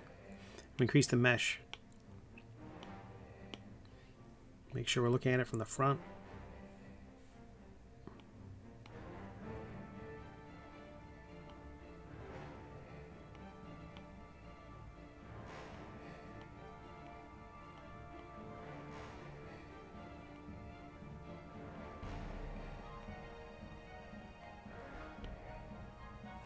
What the blazes?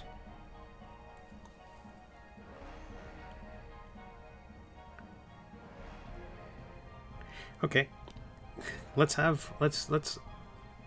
need to learn how to use this I need to be better at learning this triplanar tool anyway. So let's use that since it's so much fun.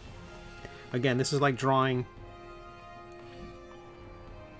an object by drawing the shadows it casts. So we're going to increase the topology. That will first give us more pixels to work with. Then we're going to use the selection mask tool and unmask to basically to use the rectangle tool to basically start this side over again. Now this is the left side. We kind of just want to have a tall rectangle. This is like looking at this at the foot from the side view. Now we want to go to the back. Then we want to use the lasso tool and unmask.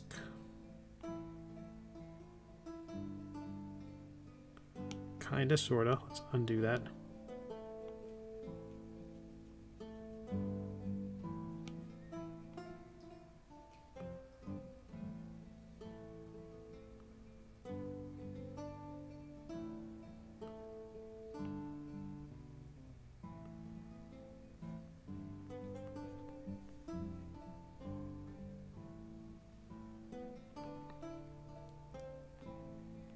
I'm going to pull in the sides a little bit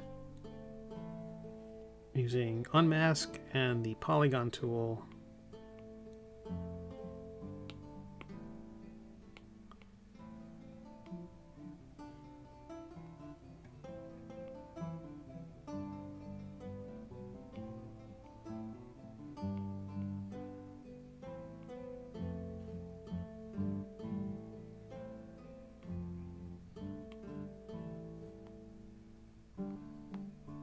What have I done? What madness is this? That seemed to affect all the sides of the thing. That's fun.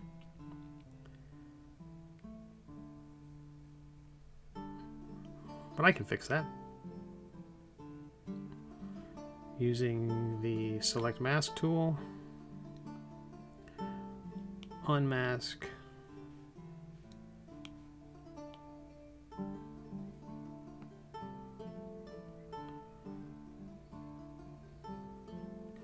We'll validate. That's kind of the foot, kind of, sorta. Pretty messy, but I can fix it. How we doing?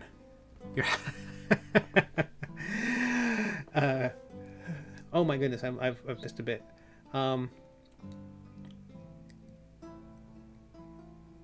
Steve Cave Geek Art says, for your convenience, on the nights Shane streams, I usually won't start my stream until Shane is about to end his. Oh, that's nice. Shane says, Twitch has been such a positive outlet in the last couple of years. I've made so many really good friends here. That's lovely. Your hat laid an egg. Yep. I'm working on the feet, the fluffy feet that appear on the sides of this hat. But I kind of like the idea that it's starting off rough, and then I'm going to remesh it, and then using the smooth tool, I'm just going to go nuts on the thing. And I think that's going to create the smooth shape I want.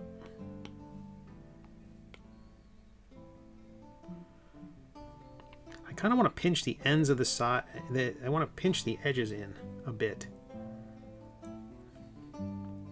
Like as if they were sewn along the edges. How would I do that? I think I was kind of hoping that I would be able to pull that off in the... Oh, man.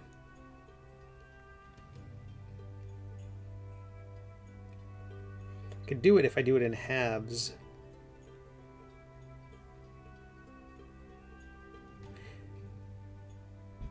Let's try it. Let's try it.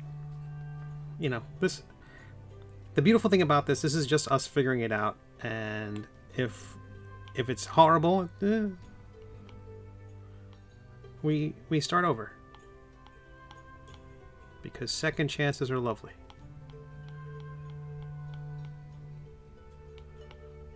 Okay, so I'm drawing some horrific portion of I'm drawing the duck's gizzards now, because people want to see the gizzard.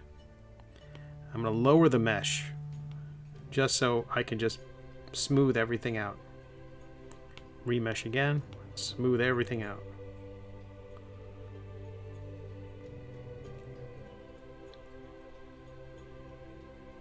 So I added a ton of clay to it, and now I'm just pulling the clay away, like kind of just evening the whole thing out. And I can't believe it, but it's kind of looking like what I was hoping. Now we're going to use the trim tool and the rectangle, turn off symmetry because who needs unexpected results at the moment, or take this thing and we're going to duplicate it, and we're going to flip it. Not remotely helpful because we're looking at it from the left. So let's rotate it. Double check my numbers. Then we're going to move the origin. Oh no, I didn't want to move it that far, but so be it. Now we're going to go back to here, and we're going to mirror it, duplicate it, then flip it right to left.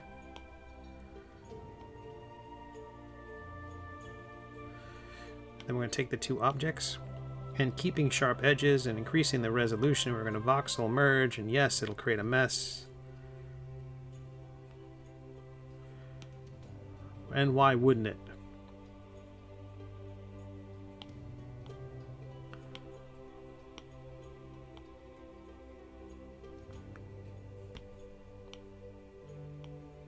Turning off keep sharp edges. Perfect. That's the seam. When this hat was being created, that was the seam that was put into it. Okay, let's go to voxel remesh.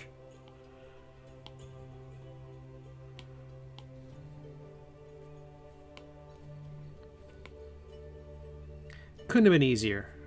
See that? Those are the simple 37 steps. What you do is you go 37 steps in one direction, you backtrack 34 steps, and boom, you're there. So I know you're trying to learn the software, but would it not have been easier to draw the shape of the foot in another program, then import the image and extrude it? Kinda, sorta. For the sword, the extrusion tools in this program are awful. Like, you'd think the most basic thing in the world would be to bring in an SVG file or anything, preferably an SVG file. Bring it into this program, its geometry would be imported and understood, and then you could extrude it with a bevel. I mean, we were doing that in 95. So 27 years later, you'd think. So there's my hero Quimp. But I think that foot is fine, by the way. I'm just gonna save the program where we're at. I tried for a while using the various. I hadn't I hadn't even attempted the triplanar thing yet, and I'm still figuring out the software. But where are we? Our hero and his sword. I ended up importing from. Where are we? That's work in progress. Final. I think this is the full res Jumbotron version of the character. I had to bring in that sword from Photoshop. So it was a vector file. So I created it in Illustrator, brought that in as a smart object into Photoshop, turned that into 3D in Photoshop using the Photoshop's soon-to-be grandfathered, sunsetted 3D tools. So I'm gonna have to keep a version of like Photoshop 2020 forever, using their 3D tools. By the way, Adobe has got this own new 3D program that they're trying to sell people, but it's not included in the Creative Cloud license, so you'd have to pay another $40 a month for it. No. Anywho, I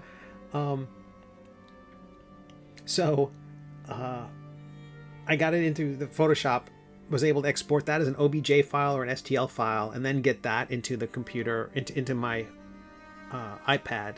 And I wanted to make it thick enough so that I could, that it a 3D print. I know people with filament printers are going to try to print this thing, and I wanted them not to hate me. And so that's how that was made. Pretty much everything else was made in this program, but $40 a month. Yeah. It's awful. It's awful. I don't know. And I think there was Adobe Dimension, which still exists. It's like a vector. It was their vector 3D program. Never truly 3D. I think it was basically what this program is kind of like faking 3D. It 3D-ish. Anywho, I tried using that program, and that one is just that speaks its own language. I don't think it wants to create STL files. I don't think it wants to do any of this stuff, and so kind of at a loss. But I would love. For all I know, there's another piece of software that can do that on the iPad, and I probably should just look that up. Maybe there's a basic 3D, something that is so basic that people don't care about it.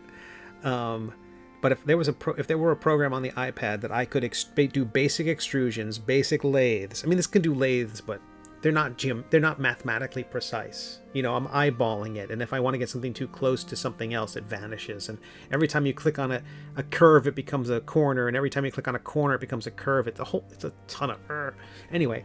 The hope is that I would love to find another program that could do the basic stuff, save as STL, and get it into this thing, or OBJ and get it into this thing. Okay, I feel pretty good about that foot. I think that's ridiculous. So I'm saying you're not wrong. There's got to be a better way. It's one of these commercials. I mean, those commercials that are exaggerated, like you got to jump through all these hoops to make toast. First thing you have to do is plant these magic beans in your backyard, and then climb a tree, climb a stalk, and then kill a giant for its bread, and then you can make toast. There's got to be a better way. Okay, so now I got to do this. This part should be easy. I'm just going to do a cylinder, and increase the topology. Uh-oh, my cat is waking. Everyone prepare yourselves. This could get ugly. Or adorable. Hey, 90 degrees, and I eyeballed it. I would love to be able to just, well, for all I know, if I attach a keyboard, a lot of functions would become easier. But I guess we'll never know. Okay, this couldn't have been easy. This couldn't have been easier. We're going to. We validated already. I'm going to use the trim tool using rectangles.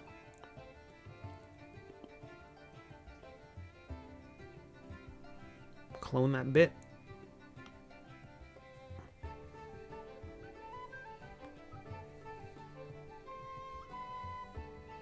Check out the numbers.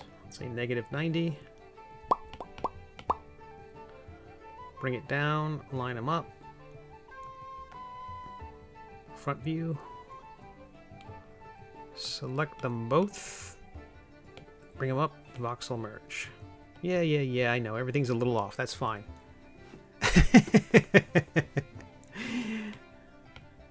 Yeah, my cat's name is Atlas. It's because he had this little tiny neck and he had a giant head. It looked like he was holding the weight of the world on that tiny little neck. And what's funny is his neck grew with a vengeance. So now he looks like Batman. He has this like the Michael Keaton Batman. It's like he only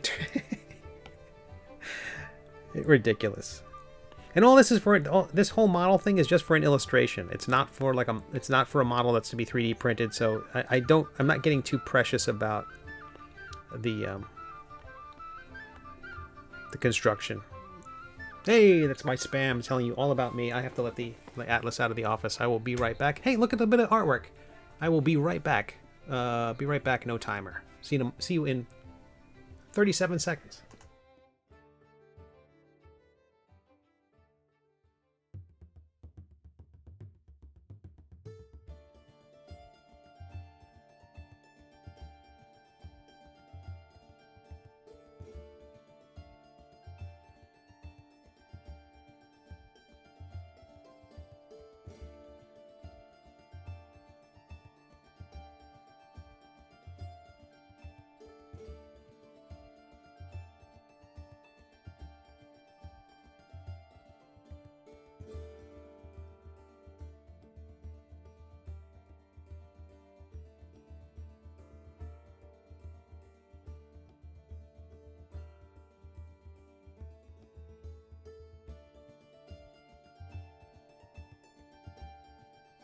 And we're back.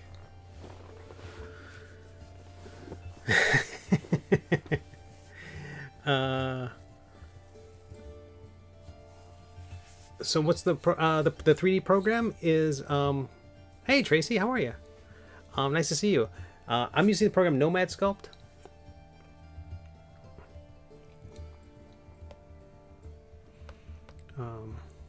Okay, where were we? So hello, people of Earth. I hope everyone's having a beautiful day. Whenever we come back, the layout will give a shout out to Kevin MacLeod for his lovely music. Okay, I'm gonna just simple merge these two together. I can't believe that was a triplanar. And I'll scale them down. This really is ridiculous. Okay, let me undo some of that. I'm going to shorten the length of that leg just a little bit.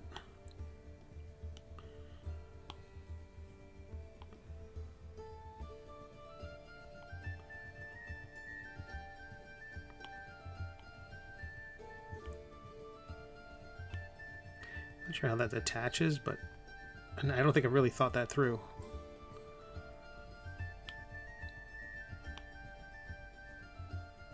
Simple merge.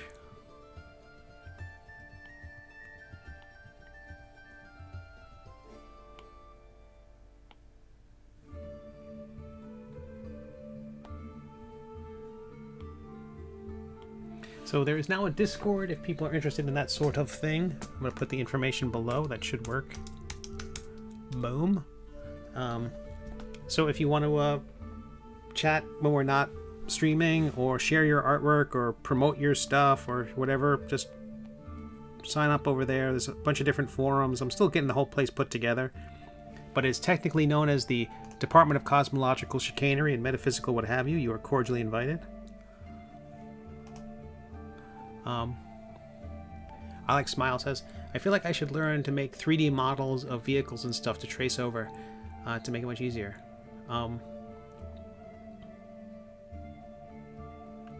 That's yeah, Alex Smiles, that's so true. There's a lot of people who would use, Google has one very simple program for 3D modeling, It was one people would use for environments and things like that, just to get the perspective right. So regarding my extrusion question before, I found this. Cave Geek Art found on...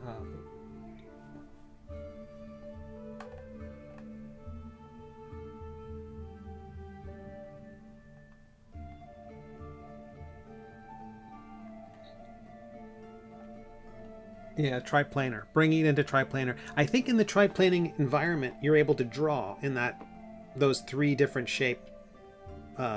those shadow shapes. And if you bring in like a brush pattern, you can draw in a pattern.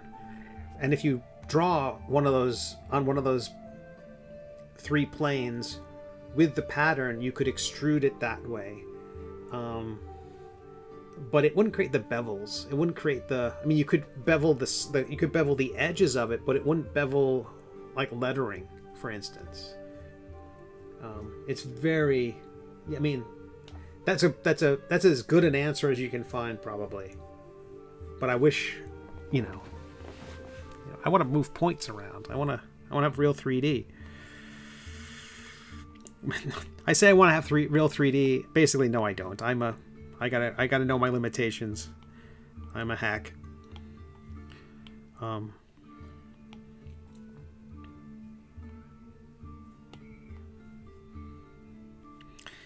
I know that this program is perfect for me because it is simple, and I am simple, and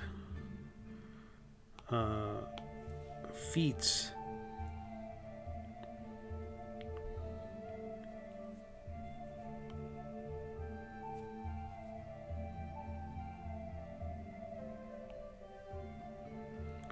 All right. This is ridiculous. Plus, I'm only going to use it for dumb stuff like this.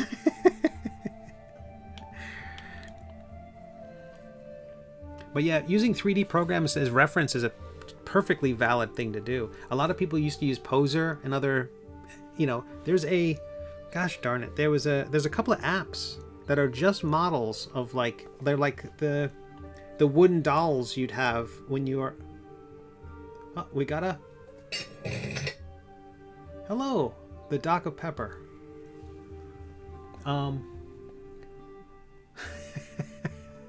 Honk indeed. I'm sorry about my online graphic there being so terribly stilted. Let me see if I can fix that. You deserve an encore. Stream Labs. I think it's like the first time it loads, every time there's a new person who signs in during the first time it plays, it's always awful. Recent events. There we go. Let's try it again. There we go. Much better. And that sound effect is terrifying to everybody, so that's a bonus. And Tracy used 3D with your comic. That's great. Cave Geek says, specifically I'm referring to drawing a shape in something else like Photoshop, then saving it to a PNG, bringing in the Nomad, and extruding it to get your initial volume. Seems like a safe time. It could. Yeah, that's a very good point. I bet there are absolutely some shapes where that would be a totally helpful thing to do. Yeah, for certain. Cave Geek says, Sketchfab is great for finding 3D models and stuff and rotating them the angle you want so you can get the right perspective, etc. Sketchfab, you say? I have not heard of that. I'm writing that down.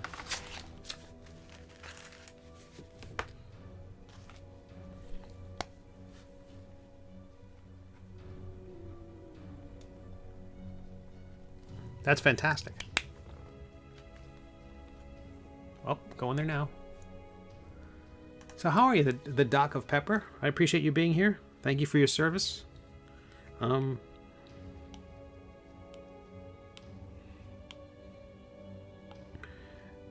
going to flip this right to left, left to right. That did not do what that just flipped the foot. That was not intended. That's ridiculous.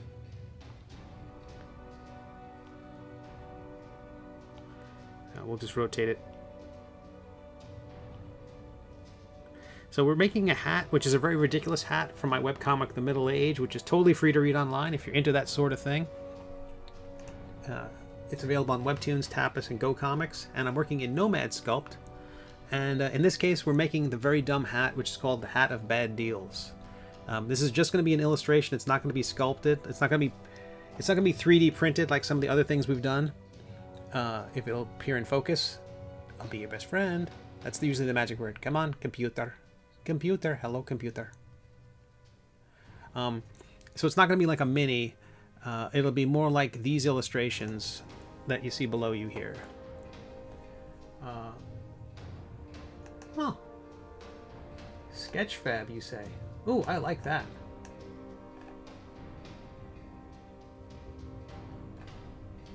Dude, that's fantastic. K-Peak, that's fantastic.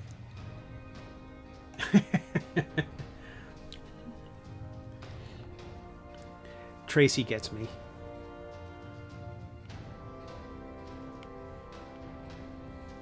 Okay. So we've got the duck bill, we've got the duck feet. We'll add some spheres, and then we're really gonna mess the hat up because the hat's got to be this floppy, messed up thing, and so I got to start labeling some of this stuff. Like that's the feather, and that's the. Well, we'll merge merge those together. That's not right. I didn't want the feet in there. One of those two, simple merge. We'll call that the bill. I'm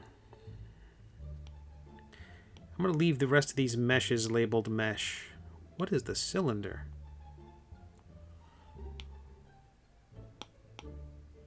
Oh, that's the bottom part of the hat. Okay, okay. The ear flaps. I can name those.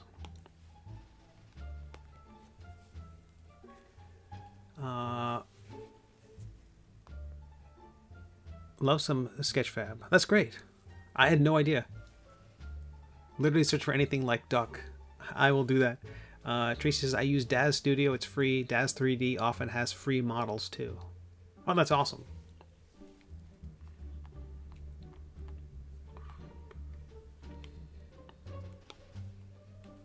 Yeah, I thought about I wondered if bringing in certain other models would make sense. Like I created skulls, like in the rotation in the bottom right, there should be a version of the baby dragon, those skulls. I thought, do I download a skull or do I make a skull? And I'm like, I'm too early in my 3D career. I'm like 3 months into doing 3D models. And I figured I should learn how to do it. And if at least, then my skulls will at least be unique, you know? The shapes will be different. It'll, you know, I'm going to be looking at the same skull reference as everybody else. But if I can create it myself, it's just going to be better, I think. Or I'll learn a lot along the way. And there's so much more to learn. I feel like I'm never going to be done. Okay, sphere geometry is good. Post subdivision will increase a skosh. Validate. And this is just going to be the eyeball. There's two eyeballs kind of sewn onto the front of the hat. Or it's a cyclops.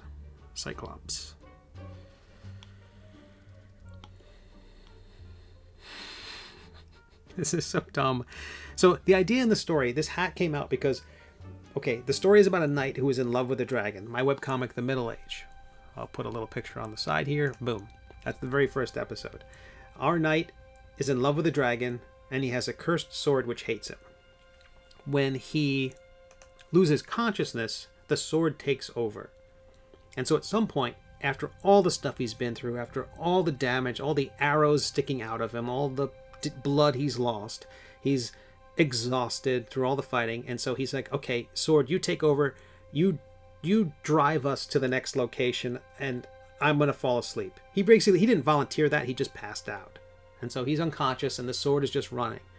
When our hero comes to, stuff has happened. He's missing a glove, his costume's all ripped up, he's missing his scabbard's gone, and he's wearing a really dumb hat. And this is that hat.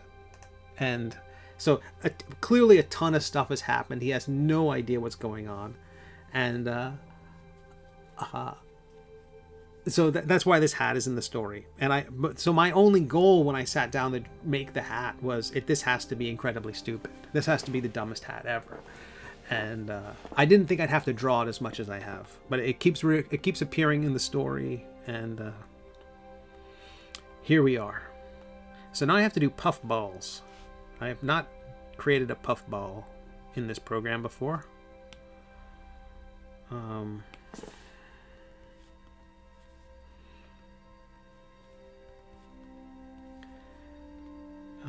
So I'm going to grab that eyeball, and that will be the start of our puff ball. I think I'm going to paint a texture onto it, not puff ball. I think I'm going to paint a texture onto it and see if that's enough to create the kind of soft effect I'm looking for. So the puff balls are slightly smaller than the eyes, at least according to how I've been drawing them. Using the stamp tool and using an alpha, in this case is going to be the scratching lines. And the key to the alpha when you're using this program is the fall off thing here. You want it to be like, you want it to be custom, and you basically want it to be like a table, low and flat, like that. If it's the default preset, it's almost out of control. So you kind of want it to be a subtle effect, as subtle as possible, especially when you're adding just a texture to something. Or so I've learned. Now going in here to the puff ball.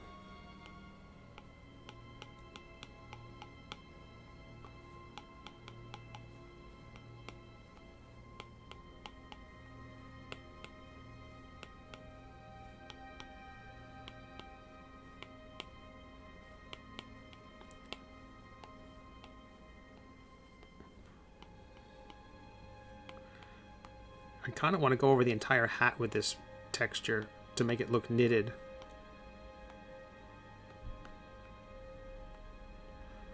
I wonder.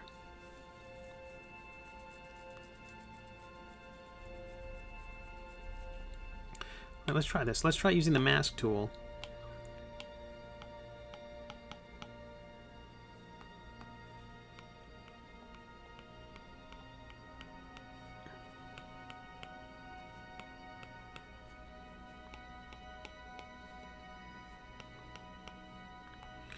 This brush could be smaller.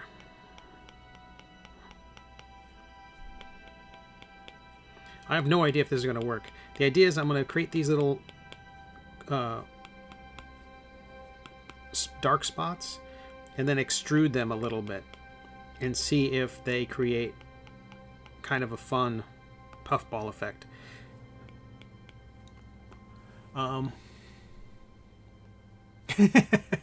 Cave Geek Art says, I feel like the Steve Conley merchandising empire needs to have the dumbest hat in the world actually available for purchase as a wearable hat. You know what the hat I need to make?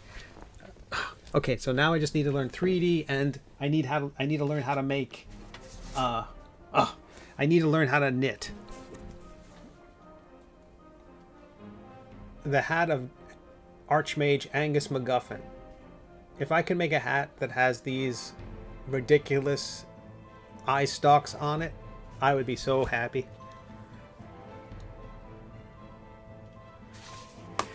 Oh, that's the one I need to make. Oh, I dropped my post-it notes. Pardon.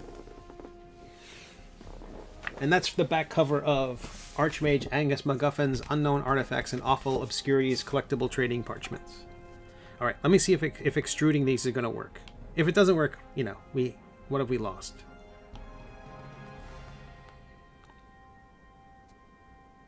I don't hate that. I'm going to increase the thickness just a little bit. That was 156. Fantastic. I would confuse that for a puffball. We select the original hat and deselect the mask. Let me take that mesh and we'll clone it. Using the gizmo, we're going to rotate it.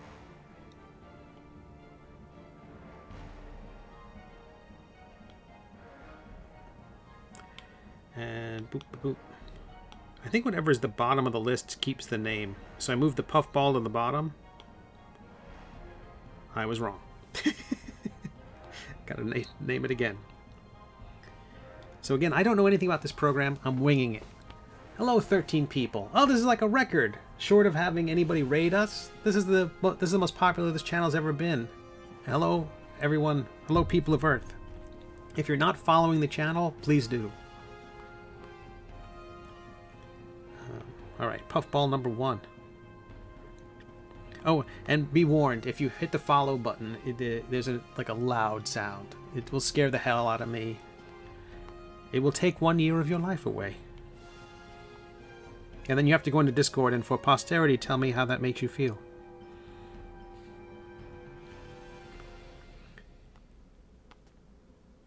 Okay.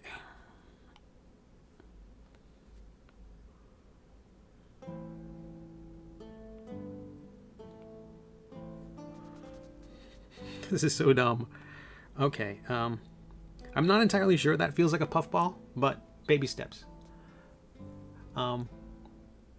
How is it that I never see ads here? Don't get me wrong, I love that I'm not seeing ads, but normally I see ads on other channels.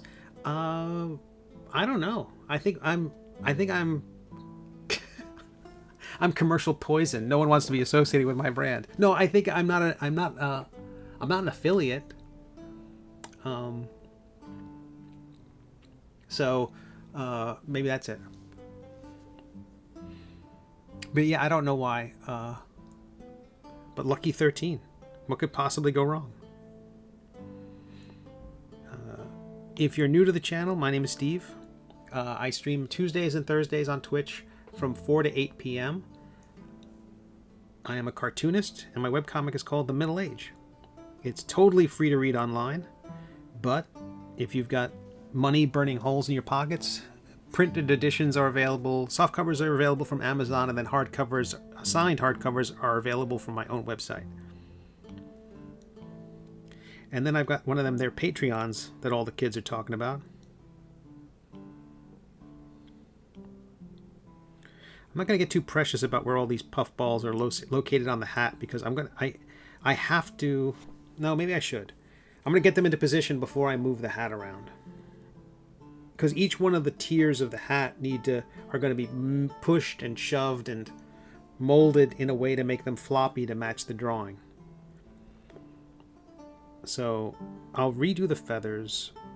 I'll do like one other feather. I'm not going to do a ton of different ones. Again, this is mostly going to be an illustration to turn into something like this, like the pieces below.